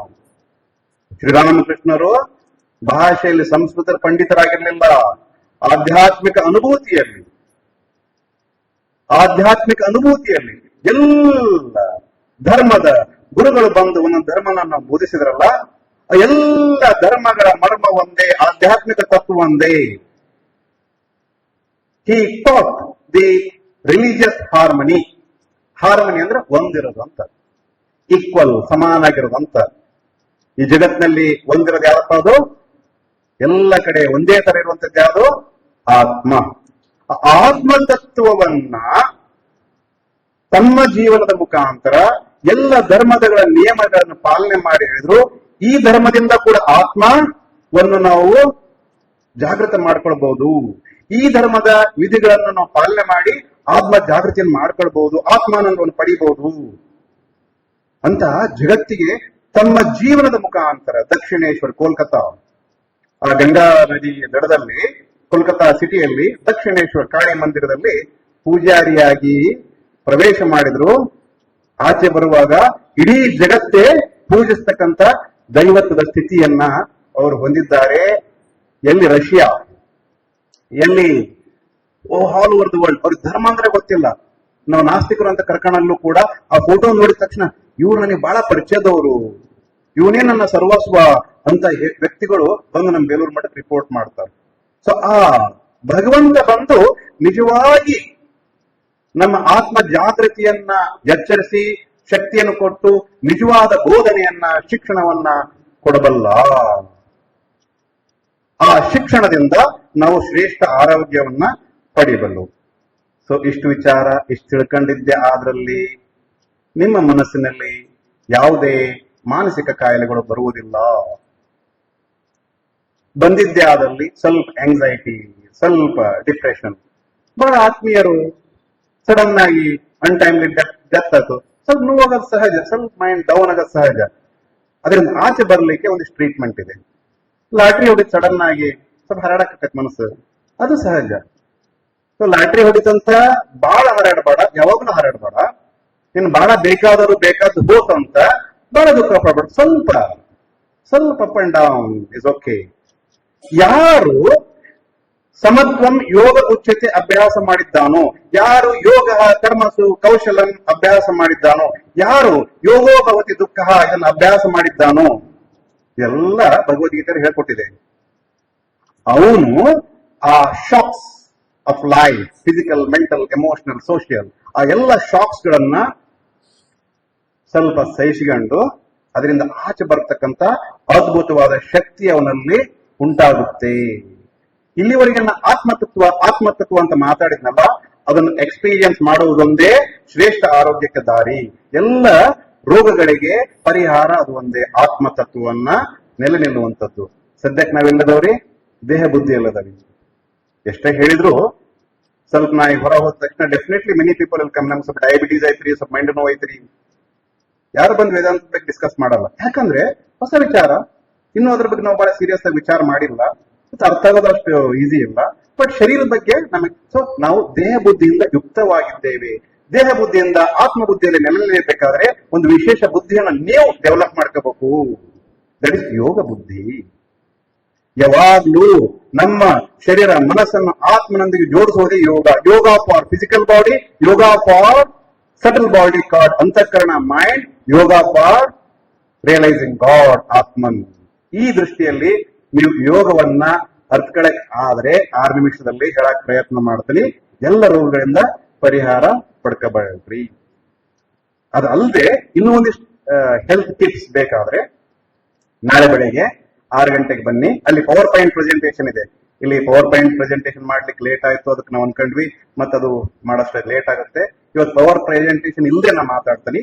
ನಾಳೆ ಬೆಳಗ್ಗೆ IMA ಡಾಕ್ಟರ್ ಕೇಲ್ಗಾರ್, ಅಭಿನಂದನ್ ಸಾವ್ಕಾರ್ ಎಲ್ಲ ಸೇರಿ ಆರ್ಗನೈಸ್ ಮಾಡಿದಾರು. ಅಲ್ಲಿ ಅವರು ಮೊದಲೇ ಇವತ್ತೇ ವ್ಯವಸ್ಥೆ ರೆಡಿ ಮಾಡಿದಾರು. ಸೊ ನಾಳೆ ಬಂದಲ್ಲಿ ಈ ಮುಂದಿನ ಟಿಪ್ಸ್ ಇದೆಯಲ್ಲ ಆರೋಗ್ಯಕ್ಕೆ, ಹೆಂಗ ಡಯಾಬಿಟಿಸ್ ರಿವರ್ಸ್ ಮಾಡೋದು, BP ರಿವರ್ಸ್ ಮಾಡೋದು, ಮಾನಸಿಕ ತನಾವದಿಂದ ಹೇಗೆ ಆಚೆ ಬರುವುದು, ಭಾವನಾತ್ಮಕ ಅಸಂತುಲಿತದಿಂದ ಹೇಗೆ ಆಚೆ ಬರುವುದು, ಅದು ಅಂದ್ರೆ ಏನು, ಇಂಟೆಲೆಕ್ಚುಯಲ್ ಟೆರರಿಸಮ್ ಅಂದ್ರೆ ಏನು, ಅದರ ಬಗ್ಗೆ ನಾಳೆ ಹೆಚ್ಚು ನಾನು ಟಿಪ್ಸ್ ಕೊಡ್ತೇನೆ. How to come out of it. ಇದು ತತ್ವ ಕೊಡ್ತದೆ ಇಲ್ಲಿವರೆಗೂ. ಈ ತತ್ವವನ್ನು ಆಧರಿಸಿ ಕೆಲವು ವಿಶೇಷ ಅಭ್ಯಾಸಗಳನ್ನು ನಾವು ಮಾಡಿಸಿದ್ವಿ ಕಳೆದ 15 ವರ್ಷದಲ್ಲಿ. ಸಾವಿರಾರು ಜನ ಫಾಲೋ ಮಾಡಿ ಶಾರೀರಿಕ ರೋಗದಿಂದ, ಮಾನಸಿಕ ರೋಗದಿಂದ, ಭಾವನಾತ್ಮಕ ಅಸಂತುಲನದಿಂದ ಇದ್ದವರು, ಬಳಗದವರು ಈಗ ಖುಷಿಯಾಗಿದ್ದಾರೆ. ಸೊ ಆ ವಿಚಾರಗಳನ್ನು ನಾಳೆ ಮಾಡೋಣ. ಈಗ ಕೆಲವು ವಿಚಾರಗಳನ್ನು ಹೇಳ್ತಾನೆ. ಆತ್ಮನಲ್ಲಿ ನೆಲ್ಲಲಿಕ್ಕೆ ಯೋಗ ಬುದ್ಧಿಯನ್ನು develop ಮಾಡ್ಕೋಬೇಕಂದ್ರೆ we have to think positively. For that you have to read all positive things. ಗುಣಾತ್ಮಕವಾದ ಶ್ರೇಷ್ಠ ವಿಚಾರಗಳನ್ನು ನಿತ್ಯ ಓದುವಂಥದ್ದು, ಅದರ ಮೇಲೆ ಮನನ ಮಾಡುವಂಥದ್ದು. ಇದನ್ನು ಮಾಡಿದಲ್ಲಿ ನೀವು ಯೋಗ ಬುದ್ಧಿಯಲ್ಲಿ ನೆಲೆನಿಲ್ತೀರಿ. ಯೋಗ ಬುದ್ಧಿಯಲ್ಲಿ ನೆಲೆ ನಿಂತಾಗ ದೇಹ ಬುದ್ಧಿಯಿಂದ ಆತ್ಮ ಬುದ್ಧಿಯಲ್ಲಿ ಮುಟ್ತೀರಿ. ದೇಹ ಬುದ್ಧಿಯಿಂದ ಆತ್ಮ ಬುದ್ಧಿಯಲ್ಲಿ ನೆಲೆ ನಿಲ್ಲುವುದೇ ಎಲ್ಲ ಸಮಸ್ಯೆಗಳ ಪರಿಹಾರ. So first point what we should is read the great lives. ಆದರ್ಶ ವ್ಯಕ್ತಿತ್ವ ಹೊಂದಿದಂತ ಶ್ರೇಷ್ಠ ಸಾಧು ಸಂತರು, ಅವತಾರ ಪುರುಷರು, ಭಗವಂತನ ಗುರುಗಳ ಜೀವನವನ್ನು ಓದುವಂಥದ್ದು. ಅವರು ನಮ್ಮಂತ ಬಂದಿದ್ರಿ. ಇವತ್ತರ ಸಾಯಂಕಾಲ ಮಾತಾಡತ್ತಿದ್ವಿ. ನಡೆದಾಡುವ ದೇವರು ಸಿದ್ದೇಶ್ವರ ಸ್ವಾಮಿಗಳು ಸ್ವಲ್ಪ ವರ್ಷದಿಂದನ, ಕಳೆದ ವರ್ಷ 2 ವರ್ಷದಿಂದ, 2 years ಬ್ಯಾಕ್, ಶಾರೀರಿಕವಾಗಿಲ್ಲ ಬಟ್ ಎಲ್ಲರ ಹೃದಯದಲ್ಲಿ ಅವರು ಜಗ ಮಾಡ್ಕೊಂಡ್ ಕುಂತಾರ. ನಮಗೆ ಗೊತ್ತು, ಅವ್ರ ಪ್ರವಚನಕ್ಕ 1 ತಿಂಗಳ ಪ್ರವಚನಕ್ಕ 5,000 ಜನ 10,000 ಜನ ಬರ್ತಿದ್ರು ಕೇಳಾಕ. ಆರಂಭ ಮಾಡಿದಾಗ ಅವರೊಂದು ಸೈಕಲ್ ತುಳ್ಕೊಂಡ್ ತಾವೇ ಗುಡಿ ಹೋಗ್ತಿದ್ರಿ. ಅಲ್ಲಿ 4 ಜನ 10 ಜನ ಕುಂದಿಸ್ಕೊಂಡು ಆ ಶ್ರೇಷ್ಠಗಳ ವಿಚಾರಗಳನ್ನ ಹೃದಯದೊಳಗ ತುಂಬ್ತಾ ಹೋದ್ರು. ಯಾರೆಲ್ಲ ಹೃದಯ ತುಂಬ್ಕೊಂಡ್ರು ಅವರು ಜನರನ್ನ ಕರ್ಕೊಂಡ್ ಬಂದ್ರಿ. They are not like politicians who spend lots of money to bring in crowd. They give the message of the heart which they have experience deep within to people who need it. ಯಾರು ಆ ಶ್ರೇಷ್ಠ ವಿಚಾರಗಳು ಬೇಕಂತ ಹಸಿದು ಬಂದಂತನ ಅಂತವರಿಗೆ ತಮ್ಮ ಆಧ್ಯಾತ್ಮಿಕ ಅನುಭೂತಿಯಿಂದ ಪಡೆದಂತ ಶ್ರೇಷ್ಠ ವಿಚಾರಗಳನ್ನ ಸುಮ್ಮನೆ ಹರಿಸ್ತಾರ ಅವರು. So they don't need any money, they don't need any ಪ್ರಚಾರ. ಅವ್ರಿಗೆ ಯಾವುದೇ ರೀತಿ ಹಣ ಬೇಕಿಲ್ಲ, ಭೌತಿಕ ವಸ್ತು ಬೇಕಿಲ್ಲ, ಯಾವುದೇ ರೀತಿ ಸಾಧನ ಬೇಕಾಗಿಲ್ಲ. ಆತ್ಮಶಕ್ತಿಯಿಂದ ಆತ್ಮಶಕ್ತಿಯನ್ನ ಟ್ರಾನ್ಸ್ಫರ್ ಮಾಡ್ತಾನೋ ಅವನು ನಿಜವಾದ ಗುರು, ಅವನು ನಿಜವಾದ ಶಿಕ್ಷಕ. ಅಂತಹ ಗುರುವಿನ ಕೃಪೆಯಿಂದ ಇಂತಹ ಜ್ಞಾನ ನಮಗೆ ಬರುತ್ತೆ. ಅದು ಬರಬೇಕು ಅಂದ್ರೆ ನಿತ್ಯ ಧ್ಯಾನ ಮಾಡಬೇಕು, ಮೆಡಿಟೇಷನ್. ಆ ಮೆಡಿಟೇಷನ್ ಮಾಡ್ಲಿಕ್ಕೆ ನಿಮ್ಗೆ ತಯಾರಿ ಆಗ್ಬೇಕಂದ್ರ ಪ್ರಾಣಾಯಾಮ, ಉಸಿರಾಡೋದ್ರಿ. ಸರಿಯಾಗಿ ಉಸಿರಾಡೋದ ಗೊತ್ತಿಲ್ಲ ನಮಗೆ. ಎಲ್ಲಿವರೆಗೂ ಉಸಿರಾಟ ಸರಿ ಆಗಲ್ಲೋ ಅಲ್ಲಿವರೆಗೆ ನಿಮ್ಮ ಮನಸ್ಸು ಚಂಚಲ ಆಗಿರುತ್ತೆ. ಯಾವಾಗ ಮನಸ್ಸು ಚಂಚಲ ನಿಲ್ಲುತ್ತೋ, ಸ್ಥಿರವಾಗುತ್ತೋ, ಏಕಾಗ್ರತವಾಗುತ್ತೋ ಅದನ್ನು ನೀವು ಭಗವಂತನ ಮೇಲೆ ನಿಲ್ಲಿಸಬಹುದು, ಧ್ಯಾನ ಆಗುತ್ತೆ. ಅದಕ್ಕೋಸ್ಕರ ತಪಸ್, ಸೀಕಿಂಗ್ ನಾಲೆಜ್ ಇಸ್ ತಪಸ್. ಶ್ರೇಷ್ಠ ವಿಚಾರಗಳು ಬೇಕನ್ನ ಹಂಬಲ ತಪಸ್. ನಾ ಆರಂಭದಲ್ಲಿ ಹೇಳಿದ್ನಲ್ಲ, ತಪಸ್ಸು ನಾರ್ತ್ ಅಲ್ಲಿ ಸಹಜವಾಗಿದೆ, ಭಕ್ತಿ ನಿಮ್ಮಲ್ಲಿ ಸಹಜವಾಗಿದೆ. ಆ ಭಕ್ತಿ ಸರಿ, ಈ ಶ್ರೇಷ್ಠ ವಿಚಾರಗಳನ್ನು ತಿಳ್ಕೊಳ್ಳಂತ ತಪಸ್ ಮಾಡಬೇಕು. Know every word. ಪ್ರತಿಯೊಂದು ಶಾಸ್ತ್ರ ಆಧಾರಿತ ವಸ್ತುವನ್ನ ತೋರಿಸ್ತಕ್ಕಂಥ ಶಬ್ದಗಳದಲ್ಲ, ಅದನ್ನ ತಿಳ್ಕೊಳ್ಳುವಂಥದ್ದು. ತಪಸ ಬ್ರಹ್ಮ ವಿಜಿಜ್ಞಾಸತ್ವ. ತಪಸ್ಸಿನಿಂದ ಬ್ರಹ್ಮನನ್ನ, ಭಗವಂತನನ್ನ ಅನುಭವಿಸಬಹುದು. ಇಂದ್ರಿಯಣ ಮನಸ್ಸ ಏಕಾಗ್ರತಾ ಹಿ ತಪಸ್ಸ. ಯಾರು ಮನಸ್ಸನ್ನ ನಿಲ್ಲಿಸಿದ್ದಾನೋ, ಯಾರು 10 ಕಡೆ ಹರಿದು ಓಡ್ತಕ್ಕಂತ ಇಂದ್ರಿಯಗಳನ್ನ ಹೊರಗಡೆ ಹೋಗೋದು ನಿಲ್ಲಿಸಿ ಒಳಗಡೆ ಏಕಾಗ್ರ ಮಾಡಿದ್ದಾನೋ ಅವನು ತಪಸ್ವಿ. ನಾರದಂ ನಿರತಾ ಸದಾ ತಪಸ್ಸು. ನಾರದ ಯಾವಾಗಲೂ ತಪಸ್ಸು, ಯಾವಾಗಲೂ ಭಗವನ್ನಾಮ ಸಂಕೀರ್ತನೆ ಮಾಡ್ತಾ ಇದ್ದ. ಸೊ ಭಗವನ್ನಾಮ ಸಂಕೀರ್ತನೆ, ಪ್ರಾಣಾಯಾಮ, ಪ್ರಾರ್ಥನೆ ನಮ್ಮ ನಿಜ ಸ್ವರೂಪವನ್ನ ತೋರಿಸಲಿಕ್ಕೆ ಭಗವಂತ ನಮ್ಮೊಳಗೆ ಬಳುವಳಿಯಾಗಿ ಫ್ರೀ ಆಫ್ ಕಾಸ್ಟ್ ಯಾವಾಗಲೂ ನಿಮ್ಮಲ್ಲಿಟ್ಟಿದ್ದಾನೆ. ಅದು ಯೋಗ ಬುದ್ಧಿ. ಆ ಯೋಗ ಬುದ್ಧಿಯನ್ನ, ನಿಮ್ಮ ಯೋಗ ಬುದ್ಧಿಯನ್ನು ನೀವೇ ಡೆವಲಪ್ ಮಾಡ್ಕೋಬೇಕು, ನನ್ನ ಯೋಗ ಬುದ್ಧಿಯನ್ನ ನಾನೇ ಡೆವಲಪ್ ಮಾಡ್ಕೋಬೇಕು. ನನಗೂ ಹಸುವಾಗೈತಿ, ನಿಮಗೂ ಹಸುವಾಗೈತಿ. ನಾನು ಉಂಡ್ರೆ ನಿಮ್ ಹೊಟ್ಟೆ ತುಂಬಲ್ಲ, ನೀವು ಉಂಡ್ರೆ ನನ್ನ ಹೊಟ್ಟೆ ತುಂಬಲ್ಲ. ಸೊ ಈ ಶಾರೀರಿಕ ಅಡಚಣೆಗಳನ್ನ ಸಂಪೂರ್ಣ ಮಾಡ್ಕೊಳ್ಳಿಕ್ಕೆ ನಾವು ಪ್ರಯತ್ನ ಮಾಡಬೇಕು. ಸೂಕ್ಷ್ಮಾತಿ ಸೂಕ್ಷ್ಮದ ಮನಸ್ಸಿನ ವಿಚಾರಗಳನ್ನ ತಿಳ್ಕೊಳ್ಳಿಕ್ಕೆ ಇನ್ನೂ ಹೆಚ್ಚು ಪ್ರಯತ್ನ ಮಾಡಬೇಕು. ಅದಕ್ಕೊಂದು ಸೂಕ್ಷ್ಮಾತಿ ಆದಂತ ಆತ್ಮವನ್ನು ಅರಿಲಿಕ್ಕೆ ಇನ್ನೂ ಹೆಚ್ಚು ಪ್ರಯತ್ನ ಮಾಡಬೇಕು, ತಪಸ್ ಮಾಡಬೇಕು. ನೀವೆಲ್ಲರೂ ಜ್ಞಾನಪೂರ್ವಕವಾಗಿ ವೈರಾಗ್ಯದಿಂದ ಕೂಡಿ, ನಾನು ಶರೀರ ಮನಸ್ಸು ಅಲ್ಲ ಅನ್ನೋ ವೈರಾಗ್ಯ, ಅಹಂ ಮಮ ಇದನ್ನು ಬಿಡುವಂತ ವೈರಾಗ್ಯ, ಅದು ಜ್ಞಾನದಿಂದ ಬರುವಂತದ್ದು, ಆತ್ಮಜ್ಞಾನದಿಂದ ಬರುವಂತದ್ದು. ಯಾರು ನಿಜವಾಗಿ ಜ್ಞಾನ ವೈರಾಗ್ಯವನ್ನು ಚೆನ್ನಾಗಿ ಅರಿತುಕೊಂಡಿದ್ದಾನೆ ಅವನೇ ಧರ್ಮಿಷ್ಠ. ಧರ್ಮ ಇದ್ದುಕೊಳ್ತು ಜ್ಞಾನ ವೈರಾಗ್ಯ. ಅಂತ ಧರ್ಮಿಷ್ಠರಾಗ್ರಿ, ಅಂತ ಭಕ್ತರಾಗ್ರಿ, ಅಂತ ಶ್ರೇಷ್ಠ ಶಿಕ್ಷಕರಾಗಿ ಮತ್ತೆ ನಾಳೆ ಬೆಳಿಗ್ಗೆ ಭೇಟಿಯಾಗುತ್ತೇವೆ ಅಂತ ಒಂದು ಶುಭ ಸಂದೇಶದೊಂದಿಗೆ ಉಳಿದುದನ್ನು ಮತ್ತೆ ನಾಳೆ ವಿಚಾರ ಮಾಡೋಣ ಅಂತ ಹೇಳೋದರೊಂದಿಗೆ, ಯೋಗ ಬುದ್ಧಿಯನ್ನ ಡೆವಲಪ್ ಮಾಡಲಿಕ್ಕೆ ಶರೀರ ಮಾಧ್ಯಮ ಕಲು ಧರ್ಮ ಸಾಧನ. ಈ ಶರೀರವನ್ನು ಸ್ವಲ್ಪ ಗಟ್ಟಿ ಮಾಡ್ಕೋಬೇಕು. ಬೆಳಗ್ಗೆ ಬನ್ನಿ, ಯೋಗಾಸನ ಮಾಡೋಣ. ಆದಿಶಕ್ತಿ ದೇವಸ್ಥಾನದಲ್ಲಿ ಮಂಡಿ ನೋವಿಗೆ ಯೋಗಾಸನ ಮಾಡಿಸ್ತೇವೆ, ಬೆನ್ನು ನೋವಿಗೆ ಯೋಗಾಸನ ಮಾಡ್ತೇವೆ, ಕತ್ತು ನೋವಿಗೆ ಯೋಗಾಸನ ಮಾಡಿಸ್ತೇವೆ, ತೆಲ್ ನೋವಿಗೆ ಯೋಗಾಸನ ಮಾಡಿಸ್ತೇವೆ, ಪ್ರಾಣಾಯಾಮ ಮಾಡಿಸ್ತೇವೆ. ಎಲ್ಲ ನೋವುಗಳಿಗೆ ಎರಡೇ ಶಬ್ದದಲ್ಲಿ ಸಂಸ್ಕೃತದಲ್ಲಿ ವ್ಯಾಧಿ ಮತ್ತು ಆದಿ. ಎಲ್ಲ ಶಾರೀರಿಕ ರೋಗಗಳಿಗೆ ವ್ಯಾಧಿ ಅಂತ ಕರೀತಾರೆ, ಎಲ್ಲ ಮಾನಸಿಕ ರೋಗಗಳಿಗೆ ಆದಿ ಅಂತ ಕರೀತಾರೆ. ಎಲ್ಲ ಆದಿ ವ್ಯಾಧಿಗಳಿಗೆ ಪ್ರಾಣಾಯಾಮ ಆಸನಗಳನ್ನ ಪ್ರಾಕ್ಟಿಕಲ್ ಡೆಮಾನ್ಸ್ಟ್ರೇಷನ್ ಮಾಡಿ ತೋರಿಸ್ತೇವೆ. ಅದ್ರ ಮುಖಾಂತರ ನಿಮ್ಮೆಲ್ಲ ರೋಗಗಳನ್ನು ಕಳ್ಕೊಂಡು ಹೋಲಿಸ್ಟಿಕ್ ವೆಲ್ನೆಸ್ ಕಡೆ ನೀವೆಲ್ಲ ಹೋಗ್ಬೋದು. ಸಮಯ ಸಿಕ್ಕಲ್ಲಿ ಸ್ವಲ್ಪ ಧ್ಯಾನ ಕೂಡ ಮಾಡಿಸ್ತೇವೆ. ಅದರಲ್ಲಿ ನೀವೆಲ್ಲರೂ ಬನ್ನಿ. ಇವತ್ತು ಯೋಗ ಬುದ್ಧಿ ಅಂದ್ರೆ ಏನು ಅಲ್ಲಿವರೆಗೆ ಮುಟ್ಟಿದೀವಿ. ಭಗವಂತ ಯಾರು, ಗುರು ಯಾರು, ಅವನು ಯಾಕೆ ಬರ್ತಾನ, ಹೆಂಗ್ ಮಾಡ್ತಾನ, ಹೆಂಗ್ ನಮಗೆಲ್ಲ ದಯಪಾಲಿಸ್ತಾನ ಜ್ಞಾನವನ್ನ, ಅದು ನಮ್ ಜವಾಬ್ದಾರಿ ಏನು, ನಮ್ ಜವಾಬ್ದಾರಿ ಏನು, ಯೋಗ ಬುದ್ಧಿ ಡೆವಲಪ್ ಮಾಡ್ಕೊಳ್ಳಿಕ್ಕೆ ತಪಸ್ ಏನ್ ಮಾಡ್ಬೇಕು, ತಪಸ್ವಿಗಳಾಗಿ, ಯೋಗಿಗಳಾಗಿ, ನಿರೋಗಿಗಳಾಗಿ, ಉಪಯೋಗಿಗಳಾಗಿ, ತನ್ಮೂಲಕ ಶ್ರೇಷ್ಠ ಆರೋಗ್ಯ, ಶ್ರೇಷ್ಠ ವಿಶ್ವ ನಮ್ಮದಾಗಲಿ. One health, one world, one earth. ಈ ಶುಭಾಶಯದೊಂದಿಗೆ, ಈ ವಿಚಾರದೊಂದಿಗೆ ವಾಣಿಗೆ ರೋಮ ನನಗೆ ದೂರದ ಮುಂಬೈಯಿಂದ ಕರೆಸಿ ನಿಮ್ಮೆಲ್ಲರನ್ನು ಭೇಟಿ ಮಾಡಿ ಕೆಲ ವಿಚಾರಗಳನ್ನ ಹಂಚಿಕೊಳ್ಳಿಕ್ಕೆ ಒಂದು ಅದ್ಭುತವಾದ ಅವಕಾಶ. ಆ ಅವಕಾಶವನ್ನ ಕಲ್ಪಿಸಿಕೊಟ್ಟಂತ ಪೂಜ್ಯ ಸ್ವಾಮಿ ಪ್ರಕಾಶಂಜಿ ಮಹಾರಾಜಿಗೆ ನನ್ನ ಭಕ್ತಿಪೂರ್ವಕ ನಮನಗಳನ್ನು ಸಲ್ಲಿಸಿ, ಎಲ್ಲ ಶಿಕ್ಷಕ ವೃಂದದವರು ಯಾರೆಲ್ಲ ಕಷ್ಟಪಟ್ಟಿದ್ದಾರೆ ನಿಮ್ಮೆಲ್ಲ ಕರೆತರಲಿಕ್ಕೆ ಅವರಿಗೆ ವಂದಿಸಿ, ಶಾಂತಿಯಿಂದ, ಭಕ್ತಿಯಿಂದ, ಆನಂದದಿಂದ ಈ ವಿಚಾರಗಳನ್ನ ಆಲಿಸಿ ಅವಾದಿಸಂತ ನಿಮ್ಮೆಲ್ಲ ಸದ್ಭಕ್ತರಲ್ಲಿ ಆ ಪರಮಾತ್ಮನೇ ವಾಸಿಸಿದ್ದಾನೆ. ಆ ಪರಮಾತ್ಮನಿಗೆ ವಂದಿಸಿ ನಿಮ್ಮೆಲ್ಲರಿಗೂ ನನ್ನ ಸಪ್ರೇಮ ನಮಸ್ಕಾರಗಳನ್ನು ತಿಳಿಸಿ ಇಲ್ಲಿಗೆ ವಾಣಿಗೆ ವಿರಾಮ. ಓಂ ಶಾಂತಿ ಶಾಂತಿ ಶಾಂತಿ. ಹರಿ ಓಂ ತತ್ಸತ್. ಶ್ರೀರಾಮಕೃಷ್ಣಾರ್ಪಣಮಸ್ತು.